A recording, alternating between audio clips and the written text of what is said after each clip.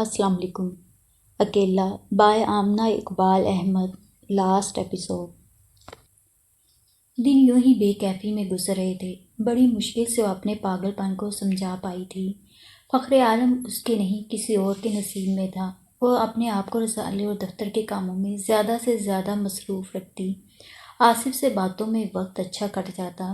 پھر آج تو وہ ایک منسٹر کی بیوی کا انٹرویو لینے بھی گئی تھی۔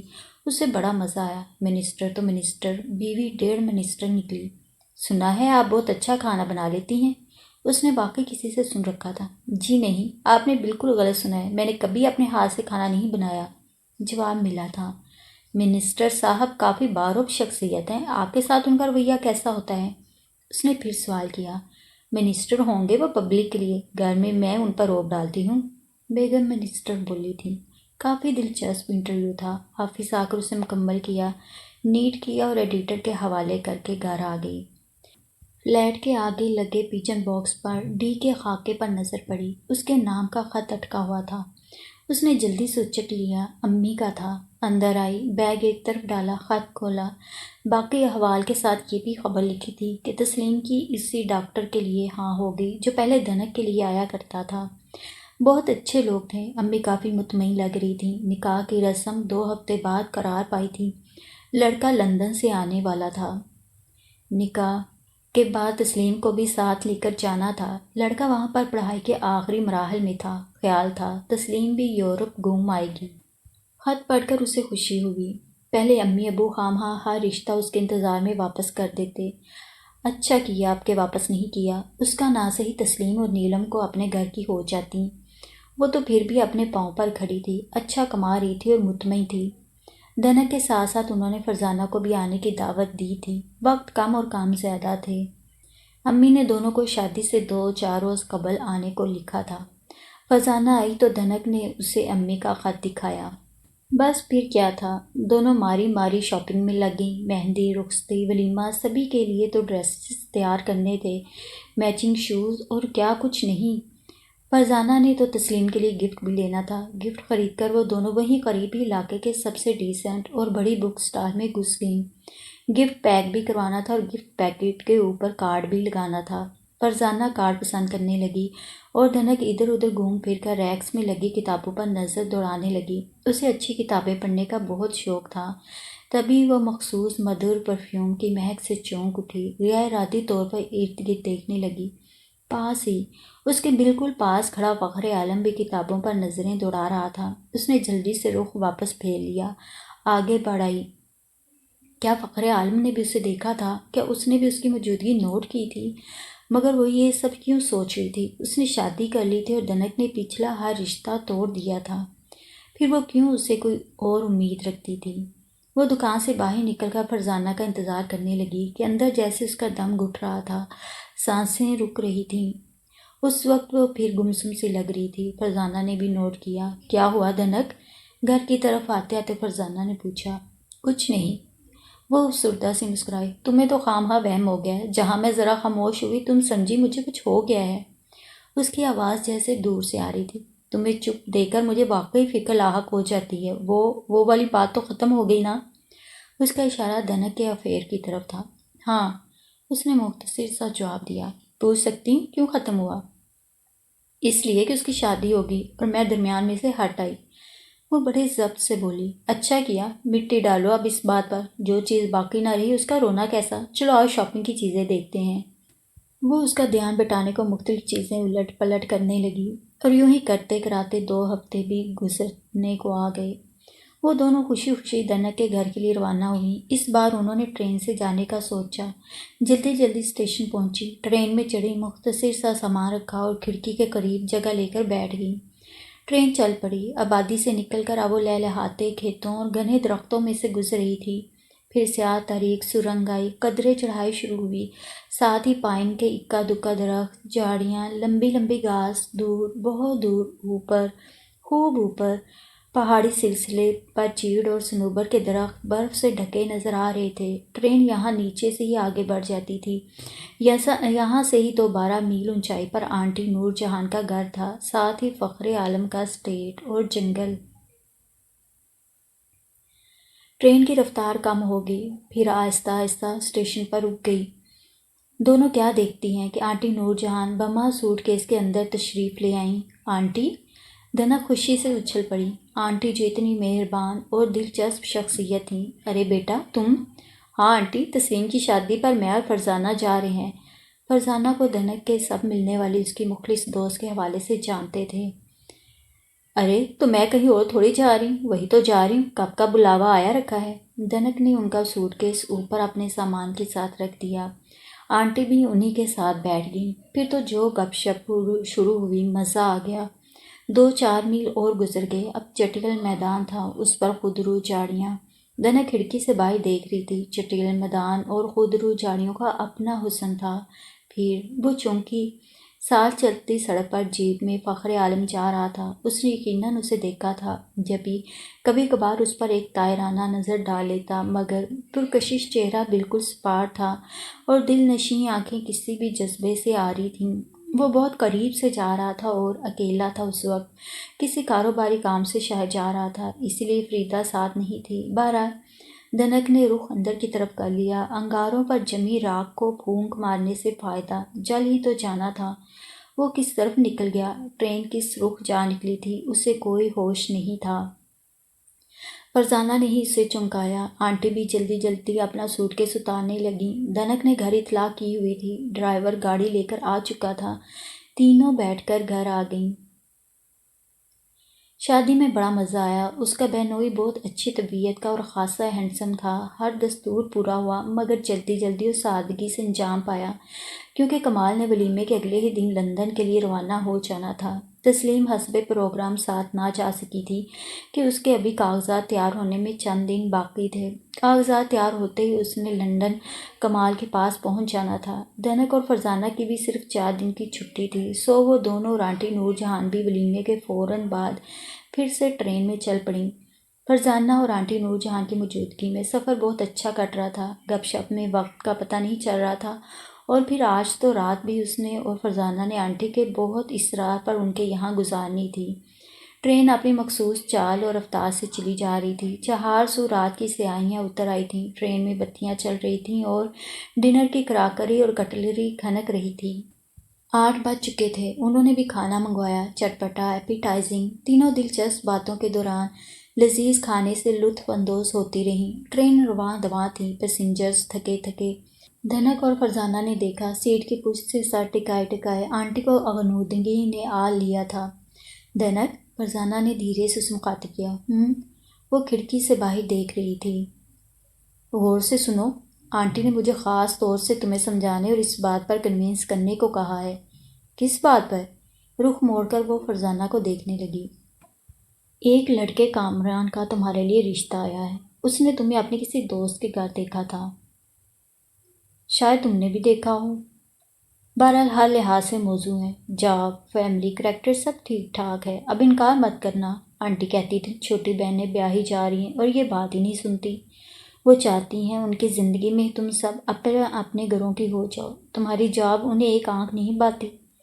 دھنک کو بہت کچھ یاد آیا، کتنی باتیں، کتنے واقعے، کتنے حادثے فخر عالم کے یہاں قیام کے دوران۔ سن رہی ہو نا؟ اسے سوچ میں ڈوبا دیکھ کر فرزانہ پھر بولی۔ ہاں، اچھی طرح سوچ لو اس بات پر، اور پلیز نہ مت کرنا، مجھ سے آنٹی نے جلدی جواب مانگا ہے۔ کامران کو اس کا خیال کیسے آ گیا؟ لاؤبالی سی چیز تھا۔ بہرحال کیا سوچ رہی ہو؟ فرزانہ نے پھر کہا۔ وہ ہنس دی۔ بھئی تم تو ہتھیلی پر سرسوں جمانے والی بات کر رہی ہو، سوچنے تو دو۔ وہ فرزانہ کی خاطر بولی، ورنہ اسے شادی کے ذکر سے ہی کوئی دلچسپی نہ تھی۔ جلدی سوچ لو، جواب جلدی دینا۔ اچھا بابا۔ اور پھر وہ کھڑکی سے باہر دیکھتی رہی۔ پتہ نہیں کیوں کوئی اس کی شادی کا ذکر چھیڑتا تو اسے گھوم پھر کر فخر عالم کی یاد آ جاتی، گو کہ وہ اب تک اسے بھولی نہیں تھی کہ اس کے بس میں نہ تھا، مگر اس کی یادوں کو وقت کی راکھ تلے دبانے کی کوشش ضرور کی تھی۔ رات 11 بجے وہ لوگ آنٹی نور جہاں کے ہمراہ ٹرین سے اتر گئیں۔ ٹیکسیاں تیار کھڑی تھیں، ایک میں بیٹھ کر وہ لوگ بھی گھر کو چل پڑیں۔ سخت سردی تھی یہاں، برف ابھی جگہ جگہ جمی نظر آ رہی تھی، جبکہ اندھیرے میں بھی پہاڑوں کی برف پوش چوٹیاں صاف دکھائی دے رہی تھیں۔ نظریں بھٹکتی آنٹی کے مشرقی پڑوس پر ٹھہر گئیں۔ آسمان کو چھوتے بلندوں والا چیڑ، صنوبر کے درخت، برف، بادل، کوہر سب مل کر قدرت کی عظمت کو اجاگر کر رہے تھے۔ جا بجا فوگ لائٹس اس وقت بھی روشن تھیں۔ شاید آنٹی کا مشرقی پڑوسی آج ادھر ہی تھا۔ ہزار کوششوں سے سنبھالا دل اس وقت پھر اتھل پتھل ہونے لگا۔ یہاں اس نے چند بہت خوبصورت اور یادگار دن گزارے تھے۔ اسے کئی باتیں یاد آئیں۔ فخر عالم اس ڈاکٹر سے جس سے اس کا علاج ہو رہا تھا جلتا تھا۔ اپنے دوست کامران کا دھنک سے فری ہونا اسے اچھا نہیں لگا تھا۔ کسی طرح چاہتا تھا کہ وہ رک جائے، مگر روکنے کا کوئی جواز نہ ملتا تھا۔ کئی باتیں ایسی تھیں جو بن کہے محسوس کی جا سکتی تھیں۔ چلو نا اندر، برف کی طرح تم بھی جم جانا چاہتی ہو کیا؟ فرزانہ تھی۔ چلو، وہ اندر کی طرف بڑھی۔ رات گزار کر وہ اور فرزانہ دوبارہ ٹرین میں سوار ہو گئیں، اگرچہ دل دونوں کا واپس جانے کو تیار نہیں تھا۔ یہ جگہ ہی اتنی حسین اور پرکشش تھی کہ جی چاہتا تھا رہ جاؤ یہاں، بس جاؤ یہاں، کبھی واپس نہ جانے کے لیے۔ اب بھی وہی ڈیوٹی تھی، وہی دھنک آفس اور فرزانہ کا کالج، گردش صبح شام۔ آج چھٹی پر آفس سے وہ آصف کے ساتھ موٹر بائیک پر بیٹھ گئی۔ نیلم کی برتھ ڈے آنے والی تھی، اس نے اس کے لیے برتھ ڈے کارڈ خریدنا تھا۔ دونوں باتیں کرتے چلے جا رہے تھے۔ مان پیچھے ہارن ہوا۔ دھنک نے چونکتے ہوئے مڑ کر دیکھا۔ فخر عالم کا ڈرائیور گاڑی چلا رہا تھا اور فخر عالم پیچھے بیٹھا انہیں ہی دیکھ رہا تھا۔ اس لمحے بھر میں ہی اس نے نوٹ کیا، فخر عالم کے پرکشش چہرے کے نقوش تناؤ کی زد میں تھے اور سیاہ چمکتی آنکھیں جیسے باوجود کوشش ضبط کے غصہ غصہ سی تھیں۔ دھنک سے نظریں چار ہوتے ہی اس نے نگاہیں سامنے جما دیں۔ جانے کیوں دھنک کو ایک گونا اطمینان ہوا۔ اسے اب بھی دھنک کا خیال تھا، مگر پھر تلخی سے مسکرا دی۔ اسے اب بھی دھنک کا خیال تھا۔ وہ کب کہتی تھی کہ نہیں تھا؟ اسے معلوم تھا اسے چاہتا تھا۔ یہ الگ بات تھی کہ اس کی شادی ہو گئی تھی اور اب اسے محتاط رہنا چاہیے تھا، جس کی شاید وہ کوشش بھی کر رہا تھا، جبھی تو اپنے جذبات چھپانے کی خاطر سامنے دیکھنے لگا تھا۔ اسے شاید آج پھر اس کا آصف کے ساتھ بائیک پر بیٹھنا اچھا نہیں لگا تھا۔ اس کی ناراضگی پر وہ واقعی اس کے بعد آصف کے ساتھ نہیں بیٹھتی تھی، مگر اس نے گہری سانس لی۔ اب وہ بھی اس کی پابند نہ رہی تھی۔ دونوں کے راستے الگ تھے، منزلیں جدا ہو گئی تھیں۔ موٹر بائیک ایک طرف پار کر کے دھنک کے ساتھ آصف بھی بک سٹال میں داخل ہو گیا۔ بڑے سے بک سٹال میں دھنک کا کارڈز پر اور آصف یوں ہی کتابوں پر سرسری نظریں دوڑا رہا تھا۔ آصف نے اپنے برتھ اسٹار کا بیج خریدا اور بچوں کی طرح خوش خوش دھنک کے پاس جا پہنچا۔ پلیز یہ یہاں لگا دو نا، اس نے اپنی جیکٹ کے بائیں طرف اشارہ کیا۔ اوہ اسکارپیو! وہ اس کا بیج دیکھ کر ایک قدم پیچھے ہٹ گئی۔ کیوں؟ یقین کرو مجھے بچھو کی تصویر سے بھی نفرت ہے۔ وہ بری سی شکل بنائے کھڑی تھی۔ کم آن دھنک، لگا دو پلیز، کوئی اچھا اسٹار لے کر نہیں آ سکتے تھے؟ وہ مسکراتے ہوئے اس کے ہاتھ سے بیج لے کر بہت احتیاط سے اس کی جیکٹ پر لگانے لگی۔ جیسے ذرا بے احتیاطی ہوئی اور بچھو نے ڈنگ مار دیا۔ اتنا ڈرپوک تو میں تمہیں نہیں سمجھتا تھا۔ آصف ہنس دیا۔ ڈرپوک نہیں، مجھے ڈر لگتا ہے۔ وہ خوبصورتی سے ہنس دی۔ Excuse me? فخر عالم تھا، موسم کے لحاظ سے بہترین سور زیب تن کیے گزرنے کے لیے دھنک سے راستہ مانگ رہا تھا، مگر جیسے کاٹ کھانے کو تھا۔ اس کی کسی قسم کی پابند نہ ہوتے ہوئے بھی دھنک یکدم محتاط سی ہوگی، پھر ایک طرف ہٹ کر اسے راستہ دیا۔ یہ مسٹر عالم ہواؤں سے کیوں لڑتا پھرتا ہے؟ آصف اسی خوشگواری سے بولا۔ پتہ نہیں۔ دھنک نے خوبصورتی سے کندھے اچکائے۔ کارڈ خرید لیا؟ ہاں چلو۔ بیج لگا کر وہ چلنے کو تیار ہوئی اور دونوں باہر آ کر دوبارہ بائیک پر بیٹھ گئے۔ دھنک دنوں بعد خوش خوش چہک رہی تھی، پر فلیٹ کی سیڑھیاں چڑھنے لگی تو احساس ہوا وہ تو کسی اور کا تھا۔ وہ کیوں خوش ہو رہی تھی؟ صرف یہی تو کافی نہیں تھا کہ فخر عالم کو شاید اب بھی اس کا خیال تھا، پرواہ تھی۔ اس کی شادی، اس کی بیوی ایک مسلم حقیقت ہے، اور وقت کے ساتھ ساتھ اس نے دھنک کو بہرحال بھول جانا تھا، اور بعد میں شاید وہ اپنے اسی پیار کو یاد کر کے فریدہ ہی کے ساتھ مل کر اپنے اوپر ہنستا، اپنی بے وقوفی سمجھتا۔ گہری سانس لیتی وہ تھکی تھکی سی فلیٹ کے اندر داخل ہو گئی۔ آج گل داؤدی کی سالانہ نمائش شروع ہو رہی تھی۔ وہ تقریباً ہر سال یہ نمائش دیکھنے جایا کرتی تھی۔ سفید، گلابی، کاسنی، زرد، سنہری، تقریباً سبھی رنگوں میں، سب ایک ایک قطار در قطار، جیسے گل داؤدی کی بہار آ گئی ہو۔ پھر سفید پھول تو اتنے بھلے لگتے، وہ کتنی کتنی دیر کھڑی آنکھوں کی پیاس بجھاتی رہتی۔ فرزانہ کو بھی اس نے تیار رہنے کو کہا تھا۔ آفس میں بس حاضری دینے جانا تھا اور پھر سیدھے ایگزیبیشن پر۔ فرزانہ، تم تیار ہو؟ 10 بجے کے قریب فلیٹ پر آتے اس نے جلدی مچا دی۔ ہاں، بس یہ دوپٹہ اسی کر لوں۔ جلدی کرو، کوئک۔ ایگزیبیشن کے پہلے دن کی بات ہی کچھ اور ہوتی تھی۔ پرائز کس کے پھولوں کو ملا، ججز کون کون تھے، سب پتہ چل جاتا تھا۔ اور پھر پھولوں کی تازگی بھی تو دیدنی ہوتی تھی۔ دنک بھی جلدی جلدی تیار ہونے لگی۔ ڈارک گرین کپڑوں پر گرے جیکٹ اور گرے ہی شوز پہنے، گھنے خوبصورت بالوں میں برش کیا اور کندھے سے اپنا ہینڈ بیگ لٹکاتی وہ تیار کھڑی تھی۔ آصف بھی آئے گا، دنک نے اطلاعاً کہا۔ وہ تمہارا کلیگ جو اکثر بائک پر تمہیں چھوڑ کر جاتا ہے؟ فرزانہ جوتے پہنتے ہوئے بولی۔ ہاں، فوٹوگرافی اس کی ہوگی، تحریر میری۔ فرزانہ بھی تیار ہوئی تو دونوں نیچے آ گئیں، بس میں بیٹھیں اور مقررہ جگہ کے قریب بس اسٹاپ پر اتر گئیں۔ دونوں نے دیکھا بس میں سے آصف بھی اتر کر ان کی طرف آ رہا تھا۔ گل داؤدی کی آج بھی بہار آئی تھی۔ دور دور تک مختلف رنگوں کے مختلف تختے سجے تھے، کوئی گلائی کی شکل میں، کوئی چوکور، کوئی تکون تو کوئی ٹیلے کی شکل میں، اور ایک جگہ تو سفید گل داؤدی سلوپ کی صورت میں اس قدر خوبصورت لگ رہی تھی کہ چند پل تو وہ دیکھتی ہی رہ گئی۔ فرزانہ اور دنک گھوم پھر رہی تھیں۔ دنک اپنی نوٹ بک میں پوائنٹس نوٹ بھی کرتی جا رہی تھی۔ کون سا رنگ تھا جو پیارا نہیں لگ رہا تھا؟ تختے اس قدر مہارت سے سجائے گئے تھے کہ عقل دنگ رہ جاتی۔ آصف اکیلا ہی فوٹوگرافی میں مصروف تھا۔ سلوپ میں سجی سفید گل داؤدی بہرحال نمبر لے گئی۔ ایک عجیب سی خوبصورتی تھی ان میں کہ جنہیں الفاظ بیان کرنے سے قاصر تھے۔ اوپر لگے نام سے پتہ چلا بیگم نواب جہانگیر خان کے تھے۔ ان کا ذکر وہ پہلے بھی سن چکی تھی، متاثر بھی تھی ان سے، گو دیکھنے کا اتفاق نہ ہو سکا تھا۔ سفیدی پھولوں کے پاس کھڑی اپنی محویت میں وہ رخ موڑے بغیر ہی قدرے پیچھے ہٹی اور کسی سے جا ٹکرائی۔ سوری، جلدی سے کہتے ہوئے اس نے پیچھے دیکھا۔ فخر عالم تھا۔ ڈارک گرے سوٹ میں ملبوس، یونانی دیوتاؤں کی سی آن بان لیے تھا۔ وہ ججز میں سے تھا۔ یہاں آ کر دنک کو معلوم ہوا تھا۔ تم why do you follow me? وہ بیزاری سے بولا۔ دنک کو اس کی بات اچھی نہ لگی، پھر بھی اپنے آپ کو سنبھالا۔ اور اگر یہی سوال میں آپ سے کروں تو؟ یوں جھنجھلا کر کہتے ہوئے اس نے سر جھٹکا۔ جانے کیا کہنا چاہتا تھا وہ؟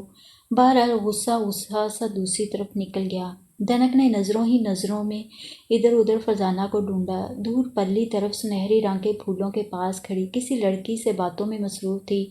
دنک بھی وہیں آ گئی۔ میری کولیگ سلمیٰ لیکچرر ہے ہمارے کالج میں۔ فرزانہ نے اس کا تعارف کروایا۔ ہیلو۔ دنک نے اس سے ہاتھ ملایا۔ اور یہ دنک ہے، آئینہ میگزین کی رپورٹر، ہم دونوں اکٹھی ایک ہی فلیٹ میں رہتی ہیں۔ اچھا، سلمیٰ بولی۔ فرزانہ اکثر آپ کی باتیں کرتی ہے، بڑی خوشی ہوئی آپ سے مل کر۔ مجھے بھی، دنک خندہ پیشانی سے بولی۔ اور جب وہ تینوں نمائش سے واپسی پر بس میں بیٹھی تو دنک نے نڈال ذہن سے سوچا، ابھی کتنے اور امتحان باقی تھے۔ ماہن اسے کامران کا خیال آیا، کیوں نہ ہاں کر دے اور اس ساری جھنجھٹ سے نجات حاصل کر لے۔ فلیٹ پر پہنچ کر اس نے فرزانہ سے کہہ ہی دیا، فرزانہ، امی جو کامران کی بات کر رہی تھی ٹھیک ہے، تم میری طرف سے انہیں ہاں لکھ دو۔ بغیر شادی کروائے اسے ماں باپ نے چھوڑنا تو تھا نہیں، پھر وہ کامران ہو چاہے کوئی بھی، کیا فرق پڑتا تھا؟ شادی ہی کرنی تھی، سیٹل ہی ہونا تھا نا۔ کامران اچھا لڑکا تھا، بظاہر کوئی خامی نہ تھی، پھر امی ابو کا بھی ذہنی بوجھ کم ہو جاتا۔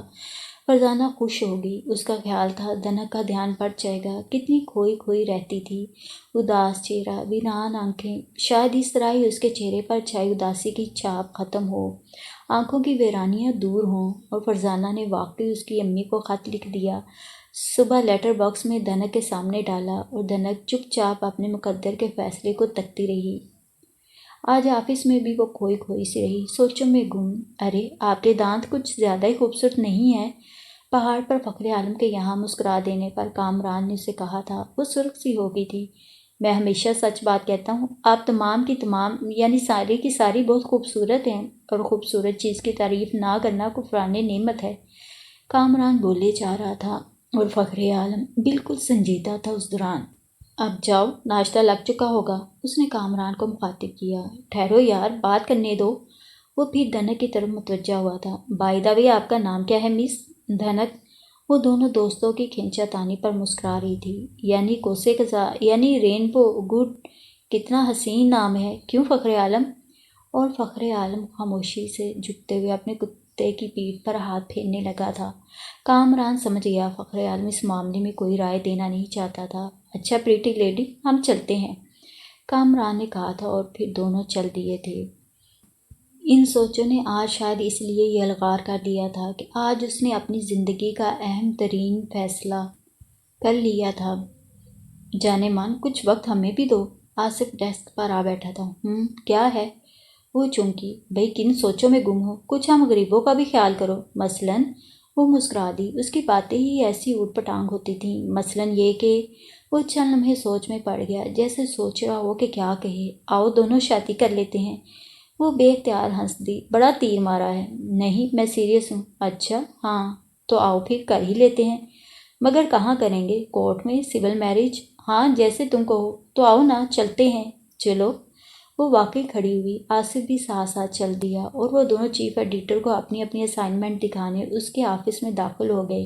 اسائنمنٹ جس میں پھولوں کا ذکر تھا۔ بیگم نواب جہانگیر خان کے سفید گلدادی کو نمبر 1 قرار دیا گیا تھا، مگر ججز میں فخر عالم بھی تھا، یہ ذکر کہیں نہیں تھا۔ موسم نے ایک بار پھر انگڑائی لی تھی۔ سردی آخری سانسیں لے رہی تھی۔ کلیاں چٹک کر بہار کی آمد کا پتہ دے رہی تھیں۔ مالٹوں کے پھولوں کی خوشبو روح میں اتر رہی تھی۔ سویٹ پیس کی مہک بے خودی طاری کر رہی تھی۔ رنگوں بو صحت جگا رہی تھی۔ شام چائے کے بعد وہ اور فرزانہ فلیٹس کے نیچے والے لان میں بیٹھیں، بہار کی مہکات سے لطف اندوز ہو رہی تھیں۔ مان ان کے پڑوسی فلیٹ کا لڑکا آ کر فرزانہ کو ایک خط کا لفافہ تھما گیا جو غلطی سے ڈاکیا ان کے گھر ڈال گیا تھا۔ فرزانہ نے جلدی جلدی کھولا۔ دھنک کی امی کا خط تھا جو فرزانہ کے خط کے جواب میں آیا تھا۔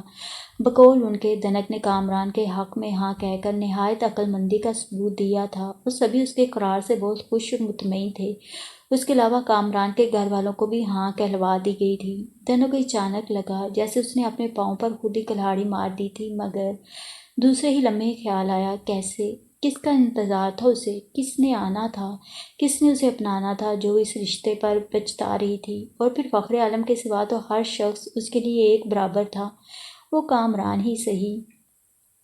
گزرے ہوئے لمحات فخر عالم سے اس کی کورٹ کے آگے پوچھ گچھ، پھر اس کے پیچھے پہاڑ پر جا کر بہانے سے اس کے گھر کے اندر گھسنا، بعد میں بڑھتی ہوئی ملاقاتیں، پیار و محبت کے عہد و پیمان، اور بالآخر فخر عالم کی گھریلو پیچیدگیوں اور کسی اور کا حق مارنے سے ضمیر کی چبھن سے گھبرا کر اس کو چھوڑ دینا، سب پلوں میں ہی اس کی نظروں میں گھوم گئے اور شربتی آنکھوں کو نم کر گئے۔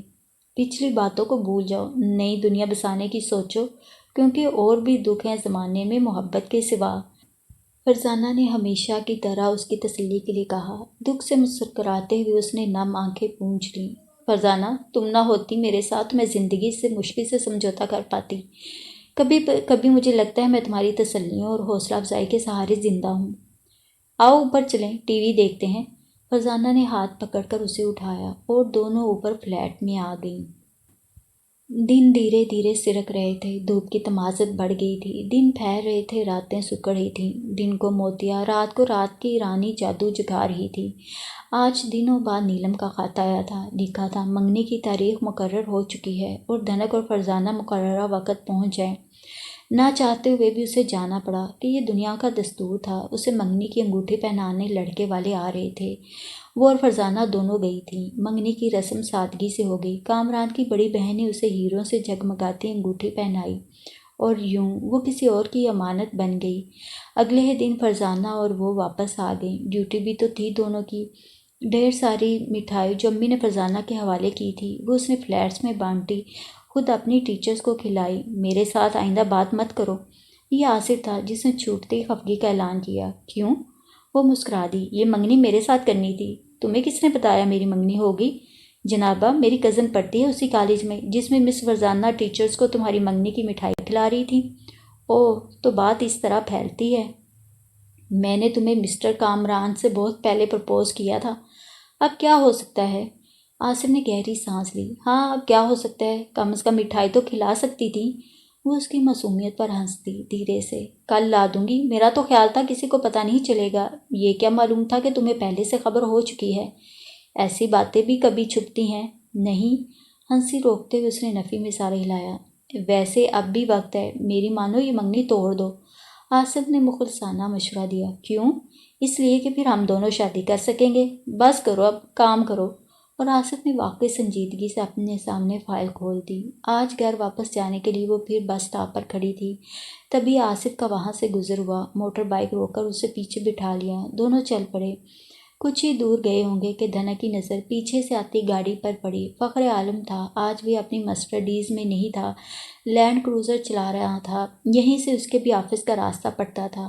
اس کے چہرے کے تاثرات دیکھے بغیر ہی دھنک نے رخ آصف کی طرف کر لیا۔ مان ان کی بائیک کے بالکل پاس سے زوں کی سی آواز آئی۔ آصف اپنا توازن قائم نہ رکھ سکا اور وہ دونوں بما بائیک کے آہستہ سے لڑک کر کچے میں جا پڑے۔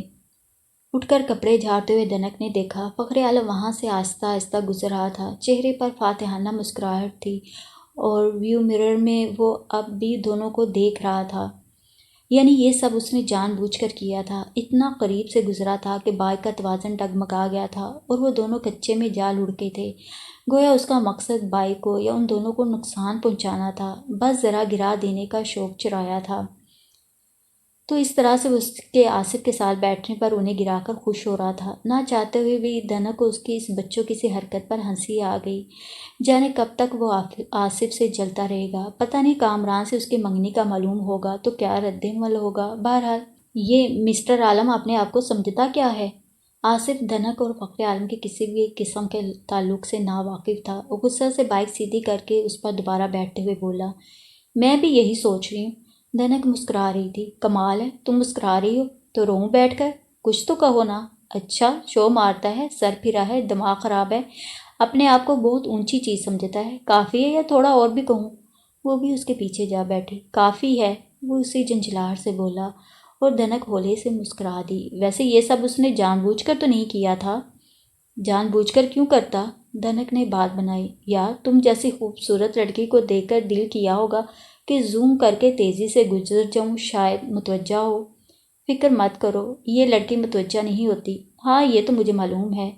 اور دھنک پھر ہنسی صاف چھپا گئی۔ تھوڑی دیر دونوں خاموشی سے آگے بڑھتے رہے۔ یار پتہ نہیں کیوں مجھے لگتا ہے اس نے یہ جان بوجھ کر کیا ہے۔ تو ان امیروں کی بھی کیا شان ہوتی ہے، میں اکثر اس کو اسی راستے سے گزرتے دیکھتا ہوں۔ کبھی شوفر نئے ماڈل مرسڈیز میں شان سے پیچھے بیٹھا ہوتا ہے، کبھی کبھار جیپ ہوتی ہے، خود چلاتا ہے اسے۔ آج اس لینڈ کروزر میں تھا، روز روز گاڑیاں بدلتا رہتا ہے۔ اچھی بات ہے نا، پیسہ ہے تو خرچ کرنا چاہیے۔ آج بڑی اس کی سائڈ لے رہی ہو؟ نہیں خیر ایسی بات بھی نہیں۔ تمہیں یاد ہے اس پر جو مرڈر کیس بنا تھا، تمہیں یہ کتنا برا لگتا تھا؟ کہتی تھی دل چاہتا ہے اس کی سیاہ چمکتی آنکھیں پھوڑوں۔ اب ٹوٹلی بدل گئی ہو۔ ظاہر ہے اصلی ملزم پکڑا جا چکا ہے، اس بیچارے کا کیا قصور؟ واہ بیچارہ، کل کہو گی بے سہارا بے آسرا، پھر کہو گی اکیلا۔ اب بس بھی کرو آصف، وہ مسکرا دی۔ تم تو اسی کے لیے بیٹھے ہو۔ ویسے ایک بات ہے بہت شاندار، ٹال ہینڈسم، بالوں کا سٹائل دیکھو، بلکہ رہن سہن کا سٹائل دیکھو، کیا عالی شان چیز ہے۔ میں دل ہی دل میں فین ہوں اس کا، تمہیں پتہ ہے؟ ہاں جب بھی تو اتنی سائڈ لیا کرتے تھے اس کی، تمہیں اب بھی برا لگتا ہے؟ ہاں اب تو بقول تمہارے یہ بیچارہ ہو گیا ہے، یعنی قصوروار نہیں ہے۔ ہاں پھر بھی اچھا نہیں لگتا۔ کیوں؟ بھائی میری مرضی۔ دھنک جھنجھلا اٹھی۔ صفائی فخر عالم کے کوئی اور بات کرتا ہی نہیں تھا۔ اتر جاؤ میری بائیک سے۔ اس کا منہ پھولا پھولا تھا۔ اتر رہی ہوں، فلیٹس کا گیٹ آ چکا تھا۔ خدا حافظ خدا حافظ، آصف نے بھی اسی لہجے میں کہا اور آگے بڑھ گیا۔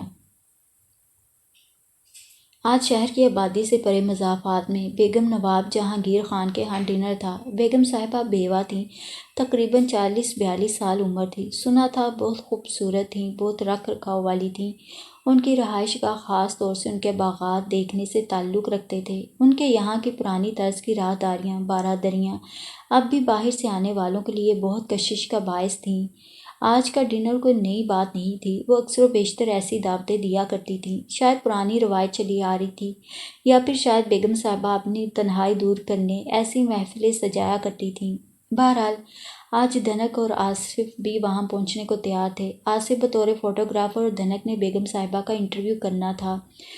سفید لباس میں وہ آسمان سے اتری کوئی حور لگ رہی تھی۔ وہ بہت ایکسائٹڈ تھی۔ بیگم صاحبہ کی شخصیت اس کے لیے خاصی اٹریکشن کا باعث تھی، بلکہ دونوں ہی بہت خوش تھے۔ میگزین میں بیگم صاحبہ، مہمانوں اور ان کی رہائش گاہ باغات کی تصویریں بھی آ جاتیں اور ساتھ میں ان کا انٹرویو بھی۔ شام کے دھندلکے اتر آئے تھے۔ پرندوں کے غول اپنے اپنے آشیانوں کی طرف رواں دواں تھے اور قریب ہی نالے کے کنارے چلتا چھوٹا سا گدڑیا بھیڑ بکریوں کے بڑے سے ریوڑ کو ہانکتا واپس گھر جا رہا تھا۔ آصف کی بائیک پر بیٹھے دھنک اور آصف چلتے چلتے گئے۔ 8 بج چکے تھے وہاں پہنچتے پہنچتے۔ اندر بہت رونق تھی، بڑی چہل پہل تھی۔ علاقے کی قریباً تمام ایلیٹ کلاس انوائٹڈ تھی۔ جینٹس قیمتی سوٹس اور لیڈیز بیش قیمت لباس پر دیدہ زیب جیولری پہنے تھیں۔ اعلیٰ کوالٹی کے سگریٹس کی اروما تھی، فرانس کی پرفیومری کی مہک تھی۔ ادھر ادھر سے کانوں میں آواز پڑی۔ ڈنر فخر عالم کے اعزاز میں دیا گیا تھا۔ وسیع و عریض لان میں لوگ ٹولیوں کی شکل میں کھڑے تھے۔ کچھ ادھر ادھر راہداریوں یا پھر بارہدریوں میں سے ارد گرد کے نظاروں سے لطف اندوز ہو رہے تھے۔ کچھ شاید باغات میں میوے خرام ہوں گے۔ بہرحال روشنیوں کی چکا چوند میں انہوں نے دیکھا سامنے ہی مرمری ستونوں والے محرابی برآمدے میں بہت قیمتی اور خوبصورت صوفے پر بیگم صاحبہ تشریف فرما تھیں اور ساتھ میں اسی صوفے پر ایک طرف ہو کر فخر عالم بیٹھا تھا۔ سیاہ قیمتی سوٹ میں بہت ڈیشنگ لگ رہا تھا، گویا اتنے سارے مہمانوں میں وہ مخصوص مہمان تھا کہ میزبان جس پر خاص عنایت کیے تھیں اس کو اپنے پاس صوفے پر جگہ دی تھی۔ جہاں باقی سب میزبان کی رہائش گاہ رکھ رکھاؤ کے معترف نظر آ رہے تھے، وہاں بیگم صاحبہ فخر عالم سے باتوں میں محو جیسے اطراف ہی سے بے خبر تھیں۔ ہو جائے ایک تصویر؟ آصف نے دھنک سے کہا۔ پہلے اجازت تو لے لو۔ اس سے معلوم تھا فخر عالم پریس والوں سے دور بھاگتا تھا، اور اگر چپکے سے تصویر لے لی گئی تو میگزین میں دے کر دھاڑنے لگے گا۔ ٹھیک ہے، میں جاتا ہوں۔ دھنک دور سے دیکھ رہی تھی۔ آصف ان کے پاس گیا۔ ایکسکیوز می، کیا میں اپنے میگزین کے لیے آپ دونوں کی تصویر لے سکتا ہوں؟ فخر عالم اسے کئی بار دیکھ چکا تھا، جانتا بھی تھا۔ دھنک نے اسے بتایا تھا وہ اس کا کولیگ تھا۔ سوری، مجھے آپ ایکسکیوز کر دیں۔ وہ اٹھ کر ایک طرف ہو گیا۔ ہاں، بیگم صاحبہ کی اپنی مرضی۔ کم آن ڈارلنگ، کیا فرق پڑتا ہے؟ فخر عالم مسکرا دیا خوبصورتی سے۔ Sorry ma'am, I can't afford any scandal. آپ اسکینڈل سے اتنے قائب کیوں رہتے ہیں؟ آصف خاص صحافت کے انداز میں پوچھنے لگا۔ میں کوئی جواب نہیں دوں گا۔ وہ اپنے مخصوص مبہم انداز میں مسکرایا۔ ورنہ وہ میرا انٹرویو بن جائے گا۔ اور آصف صرف بیگم صاحبہ کے ہی چند پوز کیمرے میں اور کچھ بات چیت کاغذ پر محفوظ کر کے واپس آ گیا۔ بات کچھ بنی کہ نہیں؟ دھنک نے پوچھا۔ فخر عالم صاحب نے تو صاف ایکسکیوز کر لیا۔ ہاں، بیگم صاحبہ کی تصویریں اور انٹرویو کر لیا۔ ویسے پتہ نہیں کیوں میری چھٹی حس کہتی ہے دونوں میں کچھ گڑبڑ ہے۔ اگر دونوں میں نہیں تو ایک میں تو ہے ہی۔ کیا مطلب؟ مطلب یہ کہ بیگم صاحبہ مسٹر فخر عالم پر ذرا ضرورت سے زیادہ ہی مہربان نظر آتی ہیں۔ اور دھنک بے اختیار ہنس دی۔ پریس والوں سے جبھی تو لوگ گھبراتے ہیں۔ صحافت کی ایک روح ہوتی ہے، اسے سمجھنے کے لیے دماغ ہونا چاہیے۔ بس بس، میں تمہاری تعریف نہیں کروں گی۔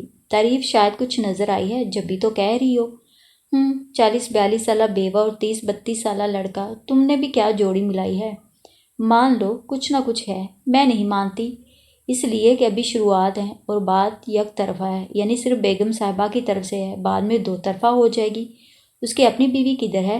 دھنک نے ادھر ادھر نظر دوڑاتے ہوئے پوچھا۔ ہوگی کہیں فرینڈز وغیرہ کے ساتھ، سنا ہے وہ بھی خاصی ایڈوانس ہے۔ چلو جانے دو، آؤ اس طرف بارہدری چلتے ہیں۔ اور دونوں وہاں سے چل دیے۔ دور بائیں دھنک کی نظر فخر عالم پر پڑی، وہ اسے ہی دیکھ رہا تھا۔ تمہیں پتہ ہے ڈنر کے مہمان خصوصی مسٹر فخر عالم ہیں؟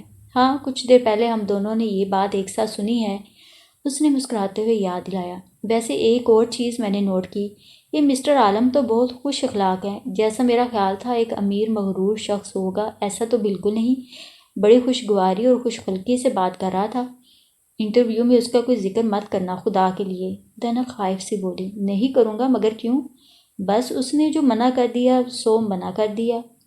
وہ اس کی عادات سے واقف تھی، وہ کسی طور بھی لائم لائٹ میں نہیں آنا چاہتا تھا۔ بقول اس کے وہ پریس والوں سے الرجک تھا۔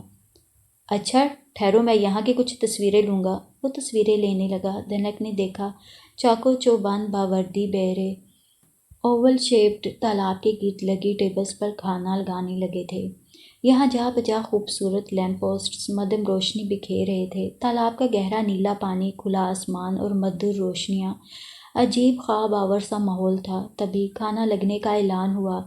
سبھی ٹیبلز کے گرد سمٹ آئے۔ انواع اقسام کے کھانے لگے تھے، lamp roast, chicken tikka, barbecue, کئی قسم کی سلاد، سویٹ ڈشز۔ مہمان اپنی اپنی پلیٹوں میں کھانا لے کر یہاں وہاں بکھرتے ہوئے خوش گپیوں کے دوران سحر انگیز ماحول میں لذیذ کھانوں کا لطف لینے لگے۔ ایک پوائنٹ اور، آصف پلیٹ میں کھانا لیے اس کے پاس آیا۔ پھر کیا ہوا؟ تم نے خیال کیا تھا اول نمبر سفید گلداودی کو کرا دیا گیا تھا، تو ججز میں مسٹر فخر عالم بھی تھا۔ پھر خود بھی کچھ سمجھا کرو، بیگم صاحبہ سے کچھ دلچسپی ہے جبھی تو بڑی دور کی کوڑی لائے ہو، مانتی ہو نا؟ آصف، ایمان کی کہو، سفید گل داودی سب میں متاثر کن تھی یا نہیں؟ تم ججز میں سے ہوتے تو اپنی رائے سفید پھولوں کے لیے ہی دیتے یا نہیں؟ اس نے سرزنش کے انداز میں کہا۔ تم نے ہی تو کہا بڑی دور کی کوڑی لائے ہو، وہ مسکین سی شکل بناتے ہوئے بولا۔ غصہ آیا تھا مجھے، خواہ کسی پر شک کرنا اچھی بات نہیں۔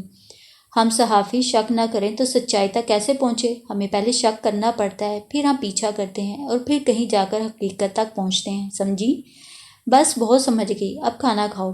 آصف قدرے آگے بڑھا اور مہمانوں کے ہجوم میں نظروں سے اوجھل ہو گیا۔ تبھی دنک کو اپنے آس پاس فخر عالم کی مخصوص مہک محسوس ہوئی۔ دائیں طرف دیکھا، واقعی وہ کھڑا تھا۔ تم یہاں رات کے وقت کیوں آئی ہو؟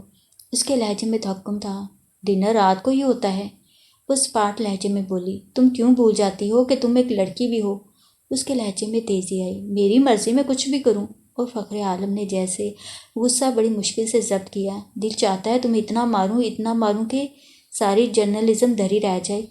اسے مزید تیز ہوتے دیکھ کر وہ دوسری طرف چل دی، کیونکہ وہ یہاں کی بہت اہم شخصیت تھا۔ لوگوں کی نظریں اس کے ساتھ ساتھ دنک پر بھی پڑ سکتی تھیں اور وہ بھی کوئی اسکینڈل نہیں چاہتی تھی۔ آصف نے چند اور مہمانوں کے خیالات ان کے میزبان کے بارے میں نوٹ کیے، کچھ تصویریں اور بنائیں اور واپس دنک کو ڈھونڈتا اس تک آ پہنچا۔ پاس ہی تھوڑے فاصلے پر جانے کہاں سے گھوم پھر کر فخر عالم بھی آ کھڑا ہوا تھا۔ پلیٹ میں کھانا لیے ایک لڑکی سے محو گفتگو تھا، شاید فریدہ تھی۔ بہرحال لڑکی کی ان کی طرف پیٹھ تھی اور فخر عالم کا سائڈ تھا۔ تم تو بس ماڈل بن کر رہ گئی ہو، سارا کام مجھے کرنا پڑ رہا ہے، انٹرویوز، فوٹوگرافی۔ آصف حسب عادت فری فرینک لہجے میں بولا۔ تو کیا ہوا، مشکل وقت میں اپنے ہی کام آتے ہیں، اور پھر میں تمہارے لیے یہ سویٹ ڈش بھی تو لائی ہوں، کہاں ہے؟ اسی میں سے کھاؤ، الگ پلیٹ نہیں لا سکتی تھی؟ دنک نے اپنی پلیٹ اس کی طرف بڑھائی۔ جب سے کامران صاحب کی مہر لگی تم پر کاہل ہوتی جا رہی ہو دن بہ دن۔ وہ اس کی پلیٹ میں سے چمچ بھر کر منہ میں ڈالتے ہوئے بولا۔ دنک کی نظریں فخر عالم پر پڑیں، مارے غصے کے بے کل سا لگ رہا تھا، کان ادھر ہی لگے تھے۔ کامران کے نام پر چونک سا پڑا۔ ویسے تمہاری منگنی کی انگوٹھی ہے زبردست، لگتا ہے بڑی اسامی ہے۔ بے دلی سے باتوں میں مصروف فخر عالم بے چین سا نظر آنے لگا۔ مجھے اسامی وامی کا نہیں پتہ، میں نے صرف کامران سے منگنی کی ہے، دھنک دھیرے سے بولی۔ لگتا تھا فخر عالم ہمہ تن گوش تھا، کیا دھیمی کیا اونچی، سبھی باتیں سن رہا تھا۔ ماں آصف کی نگاہ اپنی گھڑی پر پڑ گئی۔ چلتے ہیں دھنک، دیر ہو رہی ہے۔ وہ آخری چمچ منہ میں ڈالتے ہی بولا۔ ہاں، دھنک نے فوراً پلیٹ اسے تھمائی۔ آصف جا کر پلیٹ میز پر رکھ آیا اور دونوں باہر گیٹ کی طرف بڑھے۔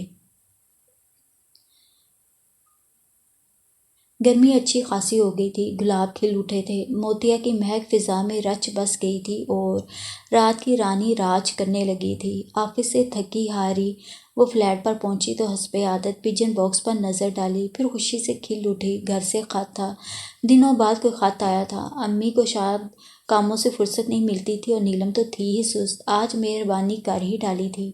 اندر اپنے چھوٹے سے لیونگ روم میں آ کر اس نے بیگ کونے میں کھڑے ہینگر سے لٹکایا، کھڑکی کے قریب آرم چیئر پر بیٹھ کر ٹانگیں سیدھی پھیلا کر بیٹھتے ہوئے اہتمام سے خط کھولا۔ سلام دعا خیریت کے بعد لکھا تھا۔ باجی، کامران کی بہن کا خط آیا تھا، لکھا تھا کامران 3 سال کے لیے امریکہ جا رہا ہے، ظاہر ہے 3 سال تک بات التوا میں پڑ جائے گی، اس لیے ہم آپ کو لٹکائے رکھنا نہیں چاہتے، آپ چاہیں تو دھنک کی شادی کہیں اور کر سکتے ہیں۔ اور دھنک دیر تک یوں ہی بیٹھی خالی خالی نظروں سے سامنے تکتی رہی۔ تبھی فرزانہ آ گئی۔ کیوں، خیریت؟ فرزانہ تاڑ گئی اس کی گود میں رکھے خط سے اور اس کی خالی خالی نظروں سے۔ دھنک مسکرا دی، ایسی مسکراہٹ جس میں نہ خوشی تھی نہ اداسی۔ بغیر منہ سے کچھ کہے آہستہ سے خط فرزانہ کو پکڑا دیا۔ فرزانہ نے خط لیتے ہوئے اپنا بیگ ہینگر سے لٹکایا، واپس آ کر اس کے مقابل کرسی پر بیٹھی اور خط پر نظریں دوڑانے لگی۔ خط پڑھ کر ایک نظر دھنک پر ڈالی، وہ اب بھی خالی خالی نظروں سے خلاؤں میں گو رہی تھی، چہرے پر کسی بھی قسم کا جذبہ لیے بغیر۔ فرزانہ نے گہری سی سانس لی، خط طے کر کے دوبارہ لفافے میں ڈالا، لفافہ درمیانی میز پر رکھا۔ تم پریشان ہو؟ فرزانہ کا لہجہ اداس تھا۔ نہیں تو۔ وہ چونکتے ہوئے اس کی طرف دیکھنے لگی۔ اس کے خوبصورت لبوں پر دھیمی سی مسکراہٹ تھی جسے پھر فرزانہ سمجھ نہ پائی، اداسی کی تھی، خوشی کی تھی، یا یوں ہی بغیر کسی مطلب کے۔ دفع کرو، کامران میں کوئی سرخاب کے پر تھوڑی لگے تھے، کہیں اور لکھی ہوگی تمہاری قسمت۔ پہلے بھی اچھے خاصے رشتے آ چکے ہیں تمہارے، آگے بھی امید رکھنی چاہیے۔ مجھے کب شادی کی اتنی پرواہ رہی ہے؟ امی کی خواہش پر ہاں کہہ دی تھی۔ وہ تو ہے، چھوڑو پر اس ٹاپک کو، آؤ اٹھو کھانا کھائیں۔ فرزانہ نے اسے ہاتھ سے اٹھایا۔ دنا کی محسوسات کچھ عجیب سی ہو رہی تھیں، کھانا کھاتے ہوئے بھی وہ چپ چپ سی تھی۔ اسے کامران سے کوئی قلبی لگاؤ نہیں تھا، یہ تو طے تھا۔ اسے شادی کی کوئی خاص پرواہ تھی، ایسی بات بھی نہیں تھی۔ پھر کیوں اسے چپ سی لگی تھی؟ تحقیر و تضحیک، توہین، یقیناً اسے یہ احساس تھا۔ اور پھر اچانک اس کے ذہن میں کندہ سا لپکا، کہیں یہ فخر عالم کی کارستانی تو نہ تھی؟ اس رات بیگم جہانگیر کے یہاں ڈنر پر وہ آصف اور دنوں کو کامران سے اس کی منگنی کا ذکر کرتے سن چکا تھا۔ شاید ایسا ہی ہوا تھا، مگر کیوں؟ خود تو شادی کر لی تھی، اب اس کی راہ میں کیوں روڑے اٹکا رہا تھا؟ اگر اس نے واقعی ایسا کیا تھا تو یہ اس کی شان کی نفی کرتا تھا، اور اگر اس نے یہ سب نہیں کیا تھا تو پھر کامران نے اس کی توہین کی تھی۔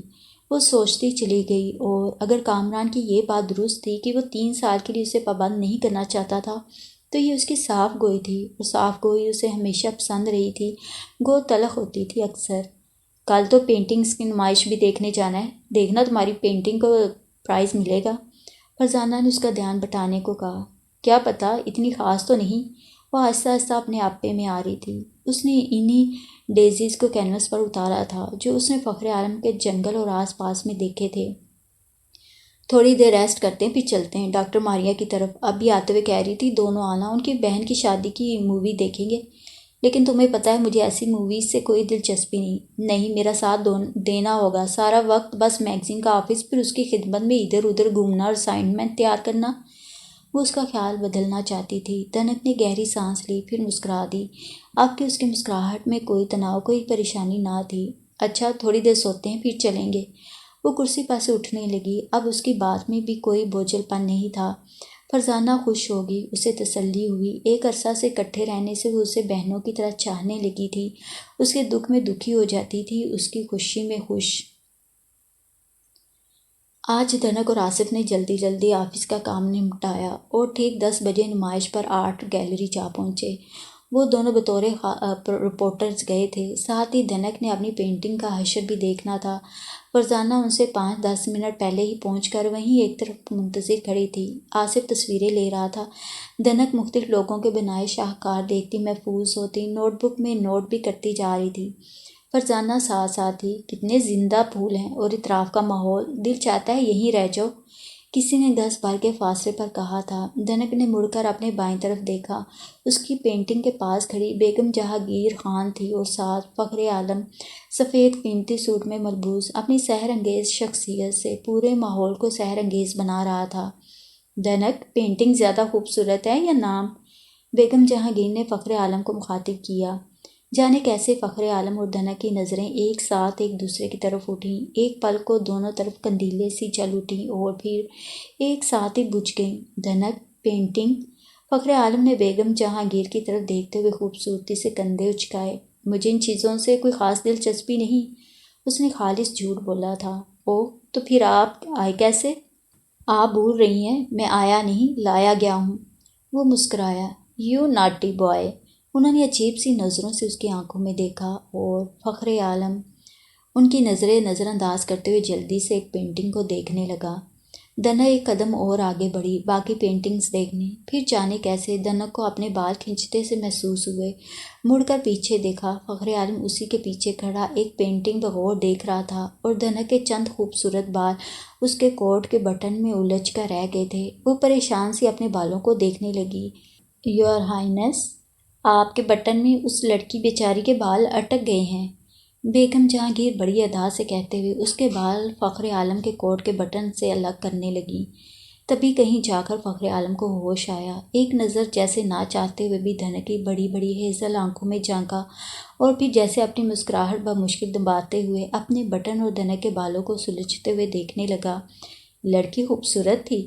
وہ دونوں آگے بڑھے تو بیگم جہانگیر کی آواز سنائی دی، شاید۔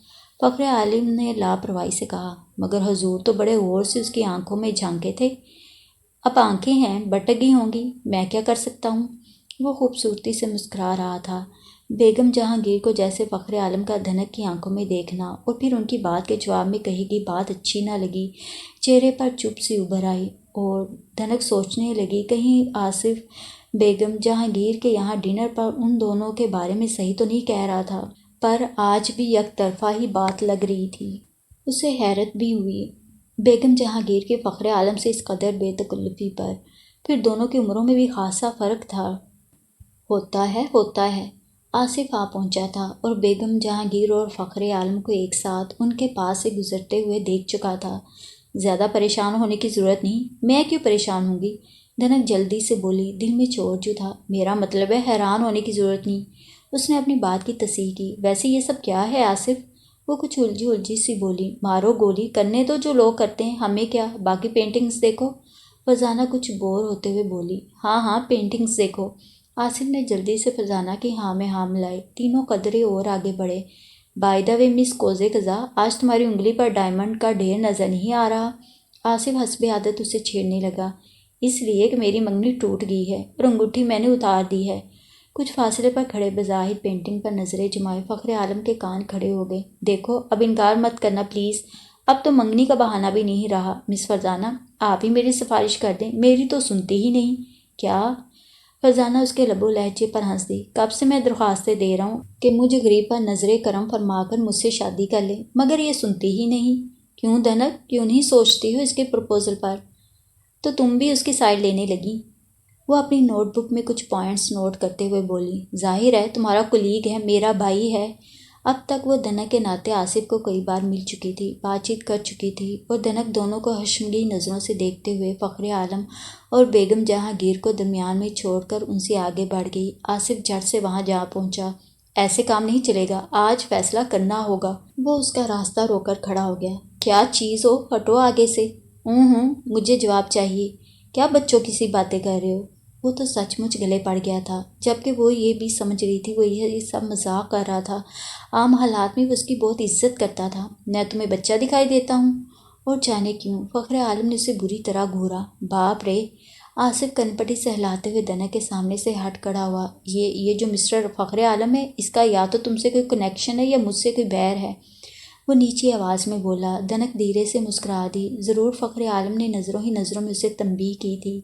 مان اسے خیال آیا اس کی بیوی کہاں تھی اور یہ بیگم جہانگیر کب سے اس کی چہیتی بن گئی تھی۔ فریدہ ابھی تک امریکہ میں ہی ہے؟ بیگم جہانگیر نے بڑا بروقت سوال کیا تھا فخر عالم سے۔ ہاں، اس نے مختصراً کہا۔ ویسے یو آر گریٹ، اس کے اتنا کچھ کرنے پر بھی اسے معاف کر دیا؟ بیگم جہانگیر بولی۔ فخر عالم نے کچھ بھی کہے بغیر لاپرواہی سے کندھے اچکائے۔ تو فریدہ امریکہ میں تھی، جب بھی فخر عالم اکیلا نظر آتا تھا اور اس کی غیر موجودگی میں خالی وقت ضائع نہیں کرتا تھا، بیگم جہانگیر کے ساتھ گھومتا پھرتا تھا۔ بہرحال اس سے کیا، وہ کچھ بھی کرتا، یہ اس کا مسئلہ نہیں تھا۔ فریدہ کو واپس آ کر اپنا پرابلم سنبھالنا چاہیے تھا۔ دھنک مسٹر عالم اب بھی مجھے گھور رہا ہے۔ وہ پھر دھیرے سے بولا، تو میں کیا کروں؟ اسے ہنسی آ گئی۔ شادی کر لو مجھ سے، پھر یوں نہیں گھورے گا۔ اچھا بابا، کیا مطلب؟ وہ خوش ہو کر اسے دیکھنے لگا۔ شادی کرنے کو کہہ رہے ہو نا؟ ہاں کر لوں گی۔ مجھ سے؟ اسے اندیشہ تھا اس کے ذہن میں کوئی اور نہ ہو۔ ہاں تم سے۔ اور فخر عالم نے پھر ایک سرسری نظر دونوں پر ڈالی۔ بھئی میں تو جاتا ہوں ادھر سے، یہ مجھے چھوڑے گا نہیں۔ اور آصف واقعی دوسری طرف نکل گیا۔ تبھی فخر عالم اس کے پاس چلا آیا۔ جانے کیوں وہ کچھ سہم سی گئی۔ آس پاس دیکھا، فرزانہ بھی نہیں تھی۔ بیگم جہانگیر بھی شاید کہیں اور نکل گئی تھی۔ آئندہ میں تمہیں اس لڑکے کے ساتھ نہ دیکھوں۔ اس کی آنکھیں چنگاریاں اگل رہی تھیں۔ وہ میرا کولیگ ہے، مجھے معلوم ہے، لیکن دوبارہ وہ تمہارے پاس بھی پھٹکا تو ٹھیک نہیں ہوگا۔ آپ میرے معاملات میں کیوں بولتے ہیں؟ میں تمہارا گلا دبا دوں گا کسی دن۔ اس کی آواز نیچی تھی مگر بلا کا غضب تھا لب و لہجے میں۔ آپ کو یہ حق کس نے دیا ہے؟ وہ سنبھل گئی تھی، طنزیہ لہجے میں بولی، میں حق لیا نہیں کرتا، استعمال کرتا ہوں۔ اس کے بعد میں چٹان کی سی مضبوطی تھی۔ بڑے بڑے قدم اٹھاتا وہ آگے بڑھ گیا اور دھنک مفلوج سا ذہن لیے خالی خالی نظروں سے دیوار پر آویزاں تصویر کو دیکھنے لگی۔ کتنا وقت گزر گیا وہ وہیں دیوار سے ٹکی سوچوں میں گم کھڑی تھی۔ دھنک، مبارک ہو، تمہاری پینٹنگ دوسرے نمبر پر آئی ہے۔ ایک صاحب کہہ رہے تھے ڈیزی زندہ اور ماحول جیتا جاگتا لگ رہا ہے، اور یہی ایک تصویر کی سب سے بڑی خوبی ہے۔ دھنک سوچوں سے ابھر آئی۔ سچ کہتی ہو؟ تو اور کیا، تم اس طرف تو آؤ، یہاں چپک کر رہ گئی ہو، اپنی تصویر کے چرچے تو سنو۔ فرزانہ اور دھنک کچھ دیر اور وہاں رہیں اور پھر ماما آصف کے تینوں واپس لوٹ آئے۔ فرزانہ اور دھنک بس سے اور آصف اپنی بائک پر۔ فخر عالم کے اپنی شادی سے مطمئن نہیں تھا، اس کی بیوی امریکہ اور وہ یہاں تھا۔ پھر بیگم جہانگیر بھی موقع سے فائدہ اٹھاتی نظر آتی تھیں، مگر اس پر کیوں اتنا رعب ڈال رہا تھا، حق جتا رہا تھا؟ آصف سے کیوں اتنا جیلس تھا؟ تمام راستہ وہ یہی سوچتی آئی تھی۔ رات بستر پر لیٹی تو بھی رات گئے تک یہی تانے بانے بنتی رہی۔ دن دھیرے دھیرے کھسک رہے تھے، دھوپ کی چبھن میں دن بدن اضافہ ہو رہا تھا۔ لمبے لمبے دن کاٹنا دوبھر ہو گیا تھا۔ آج اس نے گل فروشوں کی طرف جانا تھا۔ آصف کسی ضروری کام میں مصروف تھا، اس لیے فوٹوگرافی بھی اس کے ذمہ لگا رکھی تھی، سو وہ اکیلی ہی اس کی طرف چل پڑی۔ گندم کی کٹائی جاری تھی، کہیں کٹ چکی تھی، کہیں گٹوں کی شکل میں پڑی تھی، کہیں اب بھی سنہری بالیاں لہرا رہی تھیں۔ بس کی کھڑکی میں سے باہر نظریں جمائے وہ چلی جا رہی تھی۔ گل فروشوں کی دکانوں سے وہ پہلے بھی اکثر گزر چکی تھی۔ یہاں پھولوں کے ڈھیر ذہن کو معطر کر دیتے تھے، کلیوں اور پھولوں سے بنے سہرے مہکتے تھے، ایک طرف گجرے اور کنگن لٹکے نظر آتے تھے، کئی لوگ چابک دستی سے پھول پرونے میں مصروف نظر آتے تھے، رنگ برنگے گلدستے بنتے تھے، اور یہ سب چیزیں مختلف مواقع پر استعمال ہوتی تھیں۔ وہاں پہنچی تو دکان خالی خالی سے نظر آئے، ایک سے دوسری پھر تیسری دکان میں گئی۔ بابا، آج دکانیں خالی نظر آ رہی ہیں، کیا بات ہے؟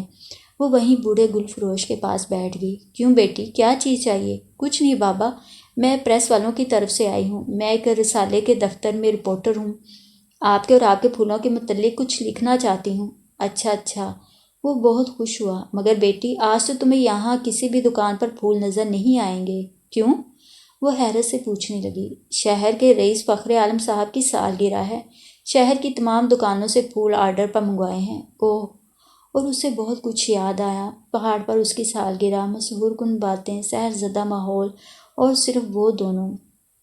آج شاید اس کی سالگرہ زور و شور سے منائی جا رہی تھی، شاید فریدہ واپس آ گئی تھی اور یہ اس کی خواہش پر ہو رہا تھا، یا پھر وہ مناتا ہی اس طور تھا اپنی سالگرہ۔ بہرحال آج وہ پھولوں کی ان گنت دکانوں میں سے پھولوں کے ڈھیر اٹھا لے گیا تھا۔ مہک رہا ہوگا اس کا حال، اور اس نے سر جھٹکا، وہ تلخ یادوں کو یاد کرنا نہیں چاہتی تھی۔ اچھا بابا، آپ مجھے پھولوں کے بارے میں کچھ بتائیے۔ اس نے اپنی نوٹ بک کھولی۔ بیٹی، پھول بڑے پیمانے پر ملک کے خاص حصوں مثلاً حیدرآباد وغیرہ سے آتے ہیں، وہاں بڑے بڑے بیوپاری اس کام سے وابستہ ہیں۔ حیدرآباد کے آس پاس اور اندرونی سندھ کے گاؤں میں پھولوں کی کاشت کی جاتی ہے۔ یہاں لمبے چوڑے علاقے پر پھیلے ہوئے فارموں پر کئی من چنبیلی، موتیا، گیندا اور دیگر قسموں کے پھولوں کی کاشت ہوتی ہے۔ یہ پھول صرف زیورات کے لیے نہیں بلکہ انہیں خوشبویات، عطریات بنانے کے لیے استعمال کیا جاتا ہے، ملک سے باہر بھی بھیجا جاتا ہے۔ اس استعمال کے بعد جو پھول بچ جاتے ہیں انہیں ٹھیکیدار کو بیچ دیا جاتا ہے، پھر یہ ٹھیکیدار ان پھولوں کو مقامی گل فروشوں کو بیچ دیتے ہیں۔ بابا، آپ نے کب سے یہ کام شروع کیا؟ بیٹی، میں گل فروشی کے اس کاروبار میں تیسری نسل ہوں، میرے باپ دادا بھی پھول بیچتے تھے، پھولوں کے زیور بنانے کا فن مجھے ورثے میں ملا ہے۔ کچھ اور بھی پوائنٹس لے کر اس نے بوڑھے گل فروش اور اس کی خالی سی دکان کی تصویریں بھی اتاریں اور پھر اس سے اجازت طلب کرتے ہوئے گھر لوٹ آئی۔ فرزانہ کے ساتھ کھانا کھاتے ہوئے آج ایک بار پھر وہ اداس تھی۔ ابھی اس کی آزمائشوں کا سلسلہ جاری تھا، بھول کیوں نہیں پاتی تھی اسے، لیکن وہ تو کوشش کرتی تھی۔ فخر عالم یا اس کا ذکر یہاں نکلتا تھا کہیں نہ کہیں سے۔ اچانک اس کا دل چاہا نکل بھاگے یہاں سے دور، جہاں نہ فخر عالم ہو نہ اس کا ذکر، پر کہاں؟ اپنا پروفیشن بھی تو اسے عزیز تھا، گھر والوں کی ہزار مخالفتوں کے باوجود اس لائن میں آئی تھی، کیا پتہ تھا حالات یوں کروٹ لیں گے، وہ زندگی تک سے اکتا جائے گی، کیا باہر نکلنا ہی چھوڑ دے، مگر کب تک؟ تو وہ اکثر و بیشتر اس طرف سے گزرنے لگا تھا، اور اگر وہ ایسا نہ بھی کرتا تو آصف کیا کام تھا اس کا تذکرہ لے بیٹھنے کے لیے۔ آج وہ آفس میں بھی گمسم سی تھی کہ زندگی جیسے عذاب بن کر رہ گئی تھی۔ جینا توبر ہو گیا تھا۔ سارے دن کی جگ جگ کے بعد جب وہ تھکے تھکے قدموں سے فلیٹ کے اندر گھسنے لگی تو نظر امی کے خط پر پڑی۔ اٹھا کر وہ ساتھ اندر لے گئی۔ فرزانہ آ چکی تھی، کھانا گرم کر رہی تھی۔ اس نے بھی کپڑے بدلے اور خط لے کر کھانے کی میز پر آ بیٹھی۔ خط کھولا، وہی ہر سال کی طرح چند دن کی چھٹی لے کر پہاڑ پر آ جانے کی دعوت۔ دل ٹھنڈ ہریالی اور سرسبز پہاڑوں کے ساتھ اچھلا تو ضرور، مگر پھر وہی فخر عالم سے مڈ بھیڑ کا خدشہ۔ اور کھانے کے بعد اس نے امی کو لکھ دیا وہ اس شرط پر جائے گی کہ اس بار وہ پہاڑ کے کسی اور گاؤں جا کر قیام کریں۔ بہت دیکھ چکے تھے اس گاؤں کو۔ امی ابو کو کیا اعتراض ہو سکتا تھا؟ وہ نہ صحیح پاس والا گاؤں صحیح، ماحول تو وہی تھا۔ فوراً نیلم کا جواب آ پہنچا۔ امی کو اس کی شرط منظور تھی۔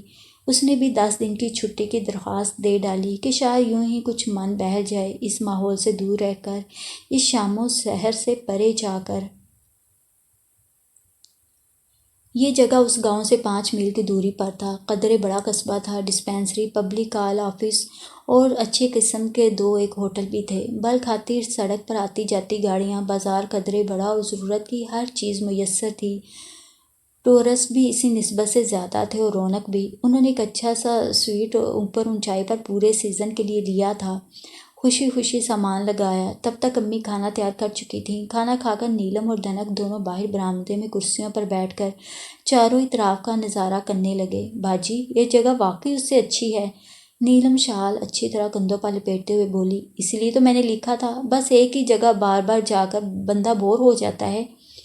جبکہ وہ چھوٹا سا گاؤں اسے اب بھی نہیں برسوں سے پیارا تھا۔ نہ زیادہ ٹورسٹ کا شور، نہ سڑک پر گاڑیوں کے دھوئیں، اور پھر بڑے ہوٹل بھی نہیں تھے تو کام چل سکتا تھا۔ بھلے پبلک کال آفس نہ تھی، ایک خستہ حال ٹیلی فون ایکسچینج تو تھا۔ سب سے بڑھ کر ایک سکون تھا، گہرا سکون۔ مگر اس کے قسمت میں سکون کہاں تھا؟ اب تو ہفتہ بھر اس قصبے میں چینج ڈھونڈنے آئی تھی۔ ٹھنڈ تو تھی، کم از کم شہر کی طرح جھلسا دینے والی گرمی تو نہ تھی۔ دن اچھے برے گزر ہی رہے تھے۔ وہ اپنے آپ کو نیلم اور ابو کے ساتھ مصروف رکھتی تھی۔ کبھی کھانا پکاتی، کبھی دوسروں کاموں میں بھی ہاتھ بٹاتی تھی، کبھی سب کے ساتھ پکنک پر نکل جاتی۔ آج بھی وہ میل بھر پر پکنک منانے کے لیے گئے تھے۔ سڑک کے کنارے گاڑی لگا کر وہ لوگ کھانے پینے کی چیزیں اٹھا کر اوپر درختوں کے جھنڈ میں جا بیٹھے تھے۔ کچھ دیر کارڈز وغیرہ کھیلتے رہے، پھر پچھلی جانب ڈھلان، کھائی اور کھائی میں بھری کوہر کا نظارہ کرتے رہے، تصویریں اتاریں، پھر واپس آ کر کھانا کھانے لگے کہ وقت بھی تھا اور کھانا ٹھنڈا ہو جانے کا خدشہ بھی۔ مٹر پلاؤ، بھنا قیمہ اور پراٹھے، مزہ آ گیا۔ کھانے کے بعد سب نے تھرمس سے گرم گرم چائے پیالیوں میں لی۔ امی ابو تو ایک طرف جا کر بیٹھ گئے۔ نیلم اور دھنک عین سڑک کے اوپر آمنے سامنے درختوں سے ٹیک لگا کر ٹانگیں سیدھی پھیلاتے ہوئے بیٹھ گئیں تاکہ سڑک کے ساتھ ساتھ سڑک کے اس پار ڈھلان پر یہاں وہاں بنے مقامی لوگوں کے چھوٹے چھوٹے گروندے اور ان کا رہن سہن بھی دیکھ سکیں۔ ڈھلان پر نظریں جمائے وہ گھونٹ گھونٹ کر کے چائے پی رہی تھی۔ تبھی سامنے والے موڑ پر ہلکے سے ہاتھ سے مہویہ ٹوٹی۔ نہ چاہتے ہوئے بھی اس طرف دیکھنے لگی۔ موڑ کاٹتے ہوئے ایک جیپ سامنے آئی اور جس شخص سے فرار ڈھونڈتی وہ یہاں تک آئی تھی، وہ آہستہ رفتار سے جیپ چلاتا چلا آ رہا تھا۔ پھر دونوں کی نظریں ملیں۔ پھر صرف وہ ہی نہیں، جیسے وہ بھی بے قرار ہوا تھا۔ پرکشش چہرے پر سائے سے لہرائے تھے۔ دل نشیں آنکھیں گھائل سی لگنے لگی تھیں اور پھر جیسے بے قراری کی جگہ غصے نے لے لی، چہرے کے سایوں کی جگہ بیزاری آنے لگی، گھائل آنکھوں میں وحشت اترنے لگی۔ کیوں تھا ایسا؟ کیا وہ ابھی تک فریدہ سے ایڈجسٹ نہیں کر پایا تھا؟ وہ اب بھی جیسے اسے چاہتا تھا۔ اس کا پہلا انداز یہی کہہ رہا تھا۔ بعد میں ان جذبوں کی جگہ غصے اور وحشت نے لے لی تھی، جیسے اس پر غصہ آ رہا ہو۔ بہرحال، باجی، یہ آدمی جانتا تھا آپ کو؟ نیلم کو ایسا ہی لگا۔ معلوم نہیں، ہو سکتا ہے جانتا ہو۔ کبھی ایسا ہوتا ہے کہ ہم کسی شخص کو جانتے ہیں، اس نے ہمیں دیکھا تک نہیں ہوتا، اور کبھی یوں ہوتا ہے کہ وہ شخص تو ہمیں اچھی طرح جانتا ہے، ہم ہی ناواقف ہوتے ہیں۔ صحافت کا پروفیشن ہی ایسا ہے۔ اس نے بات بنائی۔ ہاں، یہ تو ہے، نیلم حالی کپ ایک طرف رکھتے ہوئے بولی، اور دھنک نے سوچا یہاں سے وہ کہاں چلی جائے۔ دوپہر کو قدرے آرام کرنے کے بعد اٹھی، منہ ہاتھ دھو کر امی کی طرف آئی تو دیکھا آنٹی نور جہان آئی بیٹھی تھی۔ فخر عالم کی دریا پار پڑوسن، بڑا ہی نیک شخص ہے۔ اتنے جنگلات، اتنی املاک ہیں کہ گنتے تھک جاؤ، مگر ذرا بھی جو غرور، ذرا بھی جو بڑائی ہو اس آدمی میں۔ جانے کس کی بات کر رہی تھیں وہ۔ السلام علیکم آنٹی۔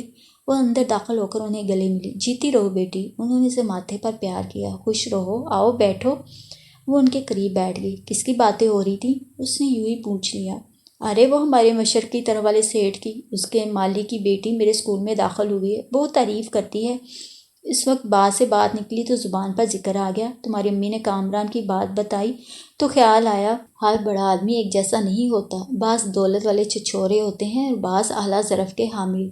اور دھنک سوچنے لگی، یہ آدمی ہم میں سے ہر ایک کے حواس پر کیوں چھا گیا ہے؟ اس کی کنپٹیاں جلنے سی لگیں، سر کے اندر جیسے شور سا ہونے لگا۔ کل دوپہر کا کھانا تم نے میرے ساتھ کھانا ہے؟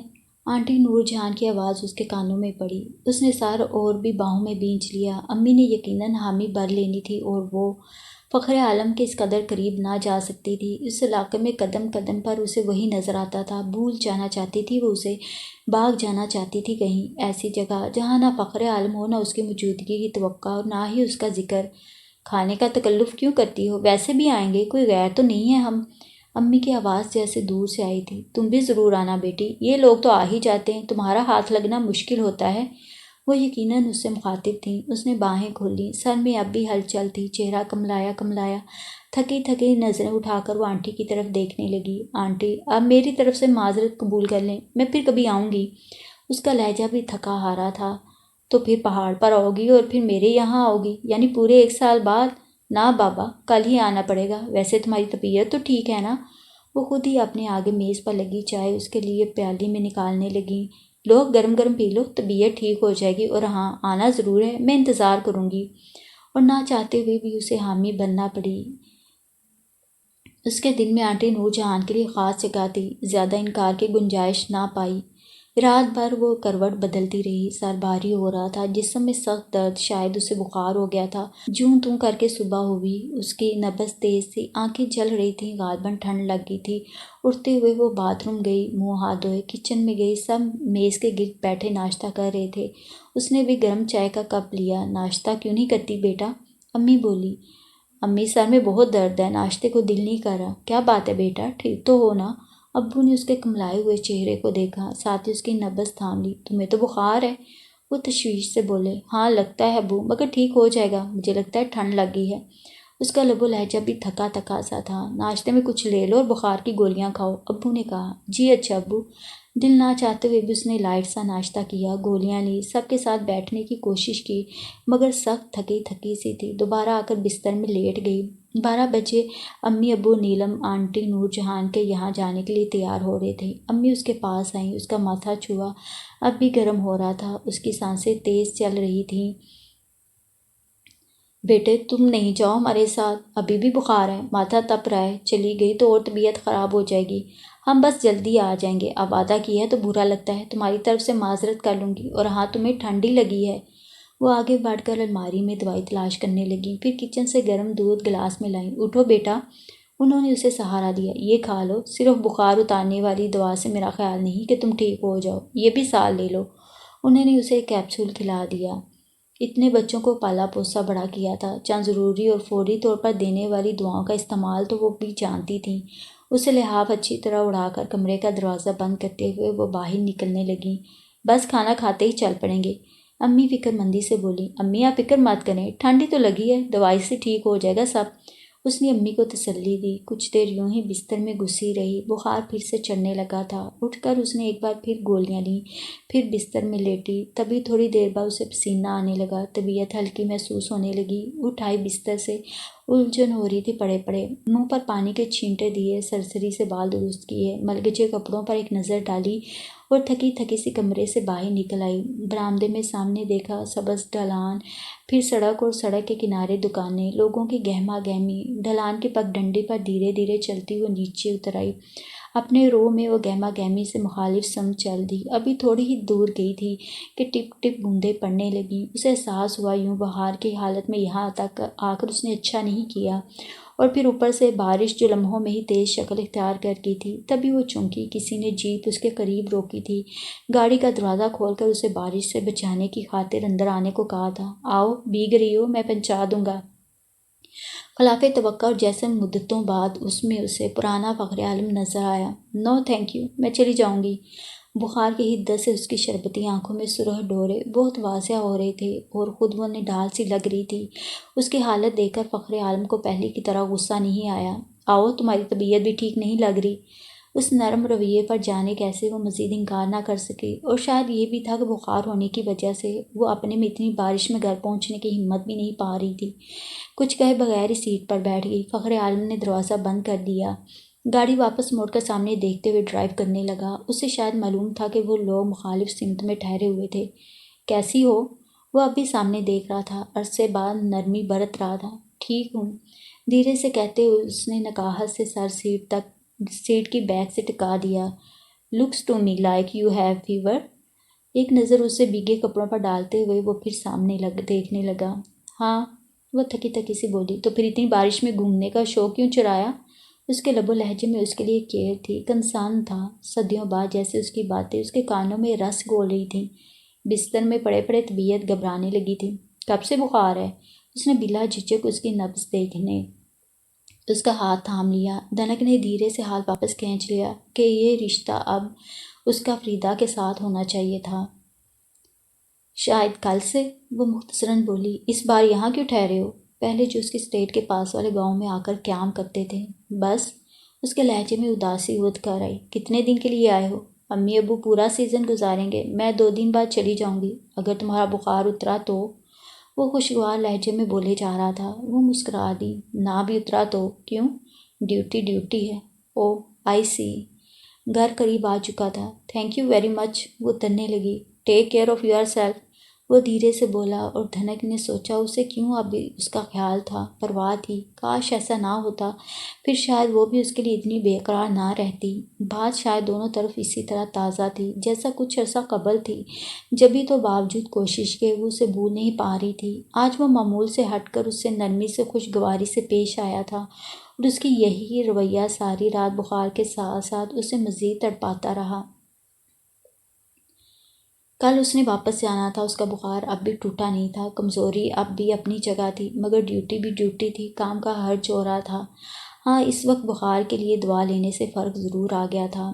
جسم ہلکا اور طبیعت کا بوجھل پن جاتا رہا تھا۔ دن کے 10 بج چکے تھے۔ اس نے بلو پرنٹڈ پیارے سے کپڑے پہنے، آف وائٹ جیکٹ اور سفید جوگرز پہنے، خوبصورت بالوں پر برش کیا اور گھر کے سامنے والی سرسبز ڈھلان کی پگڈنڈی پر نیچے اترنے لگی۔ امی، میں ذرا اپنے آفس فون کرنے جا رہی ہوں۔ امی وہیں ڈھلان پر گھاس پر رکھی کرسی پر بیٹھیں، دوپہر کھانے کے لیے سبزی کاٹ رہی تھیں۔ جاؤ بیٹا، وہ اس کے حسین سراپے پر ایک نظر ڈالتے ہوئے بولیں۔ بخار نے اسے کافی کمزور کر دیا تھا۔ وہ پبلک کال آفس میں ڈیوٹی پر بیٹھے آپریٹر کو اپنے آفس کا نمبر دے کر ایک طرف ہو کر کھڑی ہو گئی۔ اے بیٹی، کوسے قزح ہی ہو نا؟ جانی پہچانی سی آواز کان میں پڑی تو وہ چونک اٹھی۔ بھلے اسے دھنک سے کوسے قزح بنا دیا تھا، پر تھیں وہی فخر عالم کی ماما، پاس کھڑی چشمہ درست کرتی اسے بغور دیکھ رہی تھیں۔ پہلی بار انہیں ہل اسٹیشن پر دیکھا تھا۔ ماما، آپ؟ وہ خوش ہوتے ہوئے بولی۔ ہاں بیٹی، میں۔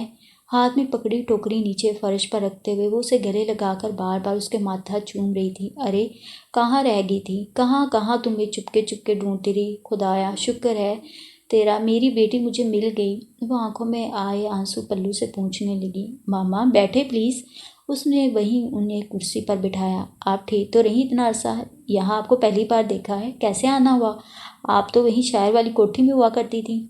ٹھیک ہی رہی بیٹا، اور یہاں تو اس لیے آئی ہوں کہ فخر عالم اکیلا ہوتا ہے، کیسا دکھی ہے میرا بچہ۔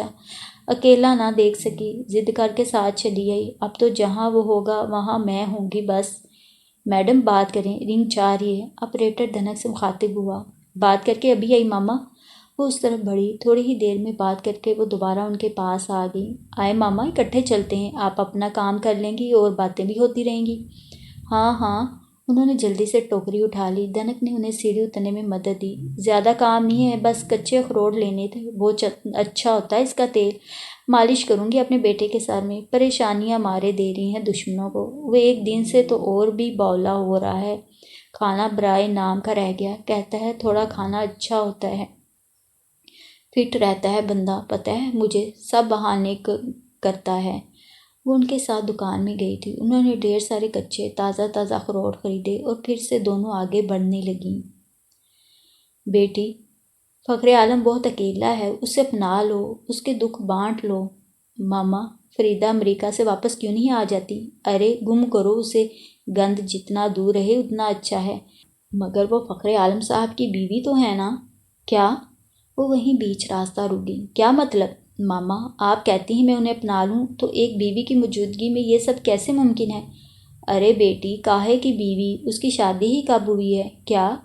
یہ ضرور ہے کہ ساری باتیں فریدہ پر ثابت ہو گئی تھیں۔ اس نے ایک ایک بات کا اقرار کر لیا تھا۔ گاڑی کے بریک اسی نے فیل کروائے تھے، اسی طرح اسکیمنگ میں دھکا بھی اسی نے کسی آدمی سے دلوایا تھا۔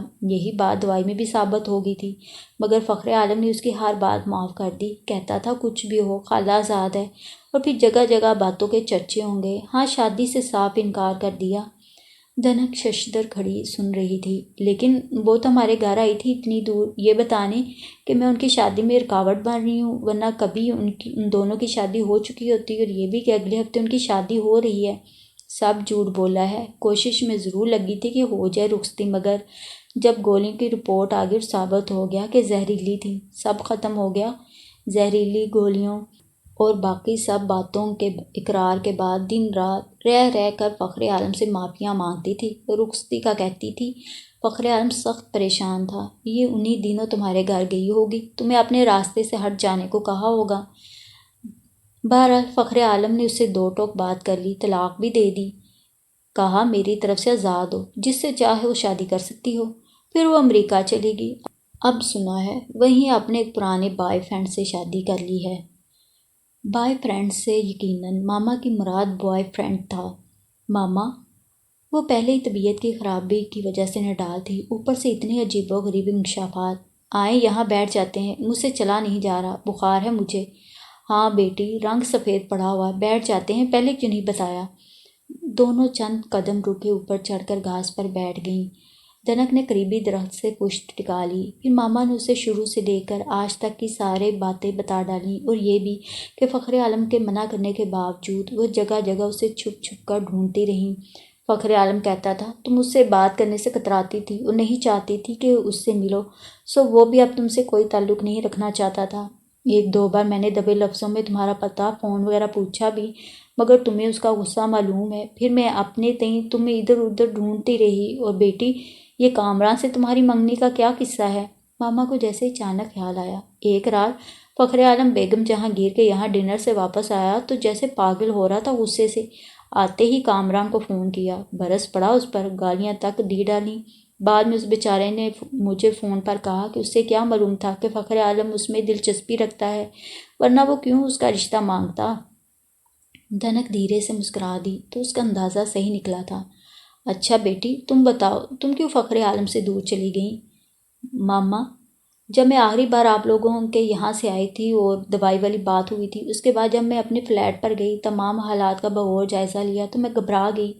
مجھے فخر عالم صاحب سے مزید تعلق رکھنا بہت مشکل بلکہ ناممکن سا لگنے لگا۔ ان کا نکاح ہو چکا تھا، فریدہ قانوناً ان کی بیوی تھی۔ پھر مجھے لگا کچھ ہاتھ فخر عالم صاحب کا اس کو پسند کرنے میں بھی تھا۔ میں ان دونوں کے بیچ آ گئی تھی۔ یہ سوچ کر مجھے اپنا مجرم سا لگنے لگا، اور پھر اچانک ایسے لگا جیسے میرے ارد گرد جال سے بن دیے گئے تھے اور میں ان میں پھنس کر رہ گئی تھی، اپنا راستہ کھو بیٹھی تھی۔ فخر عالم صاحب شادی شدہ تھے، ان کے گھریلو مسائل بہت الجھے ہوئے تھے۔ پھر ایک طرف فریدہ تھی، ان کے ٹکر کی بھی، دوسری طرف میں ایک مڈل کلاس لڑکی ان لوگوں کا مقابلہ نہیں کر سکتی تھی۔ یہی سب سوچ کر میں نے چھٹی لے لی، گھر چلی گئی۔ یہاں مجھے اپنے اور فخر عالم صاحب کے درمیان اور بھی فاصلے لمبے نظر آنے لگے، اتنے کہ جنہیں عبور کرنا میرے بس کی بات نہ تھی۔ میں مانتی ہوں میں انہیں بہت مشکل وقت میں چھوڑ کر گئی تھی، مجھے اپنا آپ خود غرض بھی لگتا تھا، مگر ان حالات کا سامنا کرنا بھی مجھے ناممکن نظر آ رہا تھا۔ ان کا نکاح نہ ہوا ہوتا تب بھی کوئی بات تھی، تب میں شاید ہر مشکل کا مقابلہ کر لیتی، لیکن فریدہ پہلے سے ان کے منقوحہ تھی۔ یہ سوچ کر مجھے اپنا آپ اور بھی خود غرض لگنے لگا۔ بس میں فخر عالم صاحب کو بتائے بغیر ہی گھر چلی گئی۔ انہوں نے وہاں فون کیا تو میں نے آئندہ فون کرنے سے منع کر دیا۔ ان کا خط آیا، میں نے اس کا بھی کوئی جواب نہیں دیا۔ اس کی خوبصورت آنکھیں نم ہونے لگیں۔ ماما میں نے بڑی مشکل سے دل کو سمجھایا تھا کہ اتنے میں فریدہ آ گئی، بولی تم ہمارے درمیان نہ آتی تو کب کی ہماری شادی ہو چکی ہوتی، تم فخر عالم کی دولت کے پیچھے لگی ہو، جلد ہی ہماری شادی ہونے والی ہے۔ پھر اسی شام ایک بار پھر فخر عالم صاحب کا فون آیا۔ پتہ نہیں کیوں ان کی باتوں سے مجھے لگا وہ بھی آخری فیصلہ کرنا چاہتے تھے، جیسے رسم پوری کرنا چاہتے تھے محض۔ واپس آئی تو اپنے کلیگ نے بھی بتایا کہ فخر عالم صاحب نے اپنی کزن سے شادی کر لی ہے۔ دیر تک وہ اور ماما باتیں کرتی رہیں، ہر بات شیشے کی طرح صاف اور واضح ہوتی چلی گئی۔ دنک کی ساری غلط فہمیاں ایک ایک کر کے دور ہوتی گئیں۔ اور بیٹی، اب تو کسی نواب کی بیگم نے پھانس رکھا ہے، فون پر فون آتے ہیں، بہانے بہانے گھر بھی بلاتی ہے، کبھی خود چلی آتی ہے۔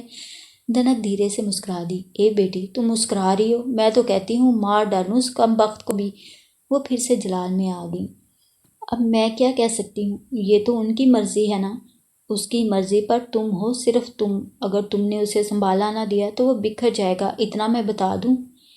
ایک بار پھر وہ دھیرے سے مسکرا دی۔ اس سے شاید دوبارہ ٹمپریچر نے آ لیا تھا۔ نقاہت سے آنکھیں موندتے ہوئے سر درخت سے ٹکا دیا۔ چلو بیٹی، تمہیں پہنچاؤں، تھک گئی ہو؟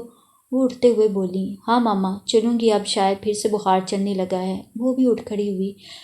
ماما نے اسے قریب ہی اس کے گھر چھوڑا اور خود کچھ مطمئن سی خوش چل دیں۔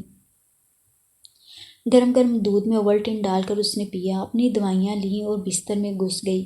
سونے کی کوشش کی مگر نیند کہاں۔ ماما کی باتیں ایک ایک کر کے اس کے ذہن میں گونجتی رہی۔ وہ ہولے سے مسکرا دی۔ شام کی چائے کے بعد وہ تیار ہوئی۔ آف وائٹ پر چھوٹے چھوٹے سبز پھولوں والے کپڑے پہنے، آف وائٹ خوبصورت سویٹر اور اسی کے ہم رنگ لیدر کے شوز پہنے، لائٹ براؤن خوبصورت بالوں پر برش کیا، کپڑوں پر اپنا پسندیدہ کلون سپرے کیا اور باہر نکل آئی۔ سب برآمدے میں کرسیوں پر بیٹھے تھے۔ آج آپ لوگوں کا نیچے جانے کا کوئی پروگرام نہیں؟ اس نے پوچھ ہی لیا۔ وہ تینوں جو بہت اطمینان سے بیٹھے ہوئے تھے۔ ہاں بیٹے، اس وقت ہمت نہیں ہے، امی بولی۔ تمہیں بھی تو بخار تھا۔ اس وقت نہیں ہے امی۔ اس نے جھوٹ کا سہارا لیا کہ امی اسے بخار میں ہرگز باہر جانے نہ دیتی۔ امی، میں ذرا اپنی ایک دوست کے پاس جاؤں گی، یہیں پاس ہی رہتی ہے۔ اگر وہ چند میل کا ذکر کرتی تو پھر بھی وہ جانے نہ دیتی۔ ہو آؤ بیٹا، طبیعت بہل جائے گی، مگر تمہارا بخار ابھی ٹوٹا نہیں ہے۔ وہ اس کے کمزور سے چہرے پر نظر ڈالتے ہوئے متذبذب سی بولی۔ امی، کل واپس جاؤں گی تو ڈاکٹر کو دکھا دوں گی، اس وقت میرا جانا ضروری ہے، پلیز امی۔ وہ امی کے پاس ہی کھڑی تھی، محبت سے ان کے گلے میں باہیں ڈال دیں۔ جاؤ بیٹا، مگر جلدی آنے کی کوشش کرنا، مجھے فکر لگی رہے گی۔ کوشش ضرور کروں گی امی، لیکن اگر دیر ہوگی تو فکر کرنے کی ضرورت نہیں۔ دیر تو ہونا ہی تھی، بس سے جانا، کچھ دیر وہاں رہنا اور پھر واپسی۔ بس سے اترتے ہی وہ شارٹ کٹ پر ہو لی، جلدی سی اس جگہ پہنچ گئی جہاں دریا کی چوڑائی کم اور بڑے بڑے پتھر ہوتے ہیں، اور جہاں سے وہ پہلے بھی یہی دریا کراس کر چکی تھی۔ شام مٹیالی ہو رہی تھی۔ اونچے اونچے سرب فلک پائنز میں ڈھیر سارے سفید بادل آنکھ مچولی کھیر رہے تھے، اور جنگل کے بیچ میں سے گزرتی بل کھاتی سنگل روڈ کے دونوں طرف استادہ فوگ لائٹس گہرے کوہر میں راستے کی بمشکل نشاندہی کر رہے تھے۔ وہ آگے ہی آگے بڑھتی گئی۔ جا بجا متعین گارڈز آج بھی چوکس کھڑے نظر آ رہے تھے۔ گھر کے آگے بنا چھوٹا سا لکڑی کا پل آج بھی پرکشش دکھائی دے رہا تھا، اور جھونپڑ نما محل میں سے چھن چھن کر آتی مدھم روشنیاں آج بھی پراسرار لگ رہی تھیں۔ پاس پہنچ کر وہ رک گئی، ادھر ادھر دیکھنے لگی، تبھی ایک طرف سے ماما آ گئیں۔ تم آ گئیں بیٹا؟ ماما خوش ہوتے ہوئے بولیں۔ ہاں ماما، اندر آؤ، فخر عالم اپنے بیڈ روم میں ہے۔ جی۔ وہ ماما کے ساتھ ہو لی۔ میں نے اسے تمہارے بارے میں سب بتا دیا ہے، ماما چلتے چلتے بولیں۔ وہ خاموشی سے ساتھ ساتھ چلتی رہی۔ بڑے سے حال سے ہوتی وہ دونوں خوبصورت کارپیٹڈ سیڑھیاں چڑھنے لگیں، فخر عالم کے بیڈ روم تک لے جا کر ماما واپس مڑنے لگیں۔ ماما، دھنک پہلی بار جھجک سی رہی تھی۔ جاؤ بیٹی جاؤ، ماما آہستہ سے بولیں اور سیڑھیوں کی طرف بڑھ گئیں۔ دھنک نے دروازے پر ہولی سے دستک دی۔ یس۔ وہ دھڑکتے دل کے ساتھ اندر داخل ہوئی۔ لگژریس اور آرام دہ کمرے میں لو سیٹ پر بیٹھا فخر عالم کوئی کتاب پڑھنے میں منہمک تھا۔ آہٹ پر چونکتے ہوئے اس نے کتاب آگے سے ہٹا لی۔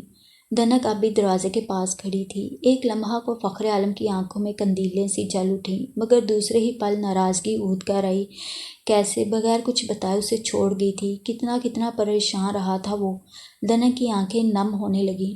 مانا کہ اس نے غلط کیا تھا، مگر اب تو آ گئی نا۔ کوئی رسپانس نہ پا کر دو موتی لڑک کر اس کے خوبصورت گالوں پر آ رہے، اور اٹھتے ہوئے فخر عالم نے اپنے دونوں بازو وا کر دیے۔ وہ اس کے آنسو نہیں دیکھ سکتا تھا۔ تھکی تھکی سی وہ آگے بڑھی۔ فخر عالم نے اسے اپنی باہوں میں سمیٹ لیا، سینے سے لگا کر جیسے قرار آنے لگا۔ کہاں چلی گئی تھی مجھے چھوڑ کر؟ ہاں، یہ بھی نہیں سوچا کہ میں تمہارے بغیر کیسے رہوں گا؟ اس کے مہکتے بالوں میں چہرہ چھپائے وہ دھیرے دھیرے کہتا گیا، اب میں ایک پل بھی تمہیں اپنے سے الگ نہیں کروں گا۔ چھوڑ جاتی ہو، گم ہو جاتی ہو، چبھتی زہریلی باتیں کرتی ہو۔ دھنک رو رہی تھی، ہچکیاں لے کر رو رہی تھی۔ بہت دکھ اٹھانے کے بعد آج اس کا کندھا ملا تھا سر رکھنے کو، شاید اس لیے۔ رو نہیں پلیز۔ اس نے اس کا چہرہ اوپر اٹھایا۔ اب تو سب ٹھیک ہو گیا ہے۔ اس نے اس کے آنسو اپنے ہونٹوں پر اٹھا لیے، پھر چونکا، تمہیں تو ابھی ٹمپریچر ہے، آرام کی ضرورت ہے تمہیں۔ اسے دونوں بازو میں اٹھا کر وہ بیڈ کی طرف چلا۔ یہاں پلیز۔ دھنک نے قریب ہی لو سیٹ کی طرف اشارہ کیا۔ وہ مسکرا دیا۔ اس پر تم آرام سے لیٹ نہیں سکو گی، صرف 2 بندوں کی تو سیٹ تھی۔ پھر بھی وہ اسے سیٹ پر لے آیا، آہستہ سے لٹا دیا، کشن سر کے نیچے دیے اور کمبل اڑا دیا۔ میں تو خود تمہارے پاس آ رہا تھا، مگر تم نے پہل کی ہے، مجھے اور بھی اچھا لگا۔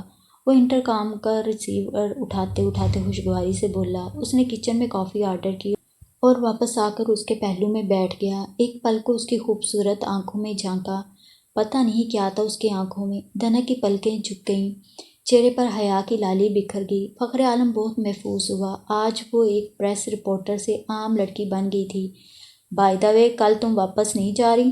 اسے معلوم تھا کل اس نے ڈیوٹی پر جانا تھا۔ کیوں؟ وہ پھر سب بھول بھال گئی، نظر اٹھا کر اس کی طرف دیکھنے لگی۔ اس لیے میم کہ آج رات میں اور ماما تمہارا ہاتھ مانگنے تمہارے پیرنٹس کے پاس جائیں گے۔ کل انشاءاللہ ہمارا نکاح ہوگا، میں تمہیں اپنے ساتھ یہاں لے آؤں گا، اور جب تم بالکل ٹھیک ہو جاؤ گی تو ہم ایک شاندار ولیمہ دیں گے اور یوں ہماری شادی ہو جائے گی۔ اس کا چہرہ ایک بار پھر سرخ ہو گیا۔ اور یہ سارا پروگرام آپ نے خود ہی بنا لیا؟ وہ سنبھلتے ہوئے بولی۔ ہاں، مجھے کون روک سکتا ہے؟ اور میں؟ ماں دروازے پر دستک ہوئی اور دھنک کی بات ادھوری رہ گئی۔ فخر عالم اس کے پاس سے اٹھتے ہوئے بالکنی کے قریب رکھی چیئر لا کر اس کے نزدیک بیٹھ گیا۔ قیوم کافی کی ٹرے لیے اندر آ گیا، برتن ان کے قریب میز پر رکھے اور واپس چل دیا۔ دھنک اٹھ کر بیٹھ گئی۔ فخر عالم نے اسے سینڈوچز آفر کیے، پھر اس کے لیے کافی بنانے لگا۔ میں نے اس سے پہلے کبھی کسی لڑکی کے لیے کافی نہیں بنائی، آج تمہارے لیے بنا رہا ہوں۔ چھوڑے نا، بیگم جہانگیر کے لیے تو بنائی ہوگی۔ دھنک نے لطیف چوٹ کی۔ وہ زور سے ہنس دیا۔ میں لڑکی کی بات کر رہا ہوں، وہ بات چبا چبا کر کہہ رہا تھا۔ دھنک کے حسین چہرے پر سایہ سا لہرا گیا۔ اس کا مطلب ہے بیگم جہانگیر کے لیے بناتے رہے ہیں؟ ہاں، نیور ایور، وہ میرے لیے بناتی تھی البتہ۔ دھنک کو یہ بھی اچھا نہیں لگا، چپ سی رہ گئی۔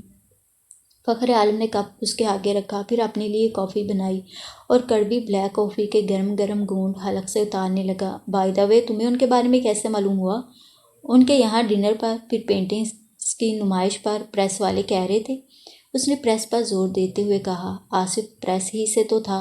او نو، او یس، اب کیا ہوگا؟ اس نے اپنے اوپر مصنوعی گھبراہٹ طاری کر لی اور دھنک کھلکھلا کر ہنس دی۔ بہت اچھی کافی بناتی ہے ویسے بیگم جہانگیر۔ فخر عالم نے ایک بار پھر اسے چھیڑا۔ مسکراتی دھنک خاموش ہو گئی۔ تمہیں کیا ہوا؟ وہ جان بوجھ کر پوچھنے لگا۔ کچھ نہیں، اور میں نے آپ سے شادی نہیں کرنی۔ کیوں؟ آج آپ کی بیگم جہانگیر ہیں، کل کوئی اور ہوگی۔ اس کے لہجے میں شکوہ تھا، شکایت تھی۔ میری آج بھی تم ہو اور کل بھی تم ہوگی۔ بیگم جہانگیر کہاں سے آ گئی؟ آپ لائے ہیں، مجھے کیا پتہ۔ لیٹس ڈونٹ ڈسکس ہر، بلکہ آج کسی اور کی بات نہیں ہوگی، صرف میری اور تمہاری بات ہوگی، ٹھیک؟ ہاں۔ دھنک نے معصومیت سے سر اس بات میں ہلا دیا۔ آئندہ بھی صرف میری اور آپ کی بات ہوگی، کسی اور کی نہیں ہوگی۔ آئندہ کی تو میں گارنٹی نہیں دے سکتا۔ کیا؟ وہ تیز ہونے لگی۔ بھئی آئندہ ہم اپنے بچوں کی تو باتیں کریں گے نا، میں کیسے وعدہ کروں کہ آئندہ بھی صرف میری اور تمہاری بات ہوگی؟ اس کا چہرہ کانوں کی لوؤں تک سرخ ہو گیا۔ دھنک نے کافی کا آخری گھونٹ لیا، اپنا کپ میز پر رکھا۔ اب میں چلوں گی، پہنچتے پہنچتے بہت دیر ہو جائے گی۔ ہاں، اس وقت میں تمہیں اور نہیں روکوں گا کیونکہ تمہارے گھر میں کوئی اطلاع نہیں، لیکن اتنا رک جاؤ کہ میں اور ماما بھی تیار ہو کر تمہارے ساتھ چلیں۔ تمہیں چھوڑنے بھی جانا ہے، تمہیں ہمیشہ کے لیے ساتھ لانے کی بات بھی کرنی ہے تمہارے پیرنٹس سے۔ آج ہی کر لیں گے بات۔ دھنک جھجک سی رہی تھی، اکٹھے جانے سے کہیں امی ابو سمجھ نہ جاتے۔ ڈونٹ یو وری، ہم تمہیں گھر سے کچھ فاصلے پر ڈراپ کر دیں گے، جب تم گھر کے اندر چلی جاؤ گی تو ہم بھی آ جائیں گے۔ وہ بہت سنجیدگی سے بولا۔ ہاں یہ ٹھیک ہے۔ فخر عالم نے اس کی کاپی کی۔ ہاں یہ ٹھیک ہے۔ یہ کوئی بچوں کی ہائیڈ اینڈ سیک ہے؟ گیم تو نہیں ہے کہ پہلے تم اندر جاؤ پھر ہم آ جائیں گے، سیدھے سیدھے ایک ساتھ چلیں گے؟ رات ہے، اندھیرا ہے۔ ہاں، تم اپنا میرے پاس آنا چھپانا چاہو وہ ایک الگ بات ہے، وہ تم خود سوچو کہ کیا کہوگی، تب تک میں تیار ہو کر آتا ہوں۔ اسے وہیں چھوڑ کر وہ اپنے ڈریسنگ روم میں گھس گیا اور وہ واقعی سوچنے لگی وہ کیا کہے گی کہ وہ واپس آ کر بس سے اتری تھی، یہ لوگ اس طرف آتے ہوئے راستے میں مل گئے اور اسے لفٹ دے دی۔ تھوڑی ہی دیر میں فخر عالم تیار ہو کر آ گیا، سیاہ قیمتی سوٹ میں ملبوس۔ وہ ہمیشہ کی طرح سٹننگ لگ رہا تھا۔ اس نے وہیں سے ماما کو بھی تیار ہونے کا کہہ دیا، خود آ کر دھنک کے پاس صوفے پر بیٹھ گیا۔ ایک لمحے کو اس کی آنکھوں میں دیکھا۔ بائی دا وے مس، تمہارا یہاں نزول کیسے ہوا؟ کہاں سے آئیں؟ کس سلسلے میں آئیں؟ وہ اپنی بہت پہلے کہی بات دہراتے ہوئے مسکرا کر کہہ رہا تھا۔ وہ ہنستی خوبصورتی سے، بڑی جلدی خیال آیا؟ اس نے بھی اپنا پرانا ہی جواب دہرایا، چلو دیر سے تو صحیح، بتا تو دو کیوں آئی تھی، کیسے آئی تھی؟ اس کی آنکھوں میں اس وقت بھی شوق سے چمک تھی، جیسے یہی بات کہتے ہوئے بہت پہلے تھی۔ وہ مسکرا دی، ایک پل کو سوچا، آپ کا انٹرویو لینا تھا سر؟ اور فخر عالم کا جاندار قہقہ بلند ہوا، yes but not details, just 3 words۔ کیا؟ Fakhar Alam, the murderer, the drunkard and the ultimate وومینئر۔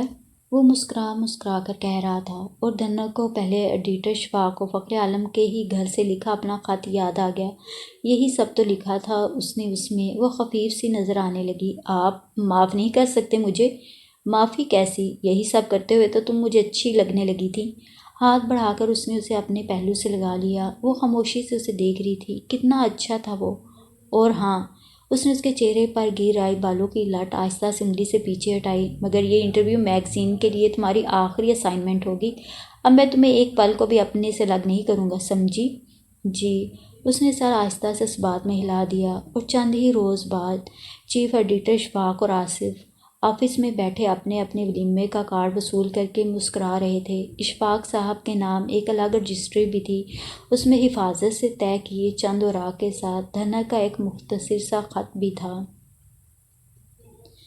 Uncle, میں نے کہا تھا نا مسٹر عالم کا انٹرویو میں کروں گی، سو حاضر خدمت ہے۔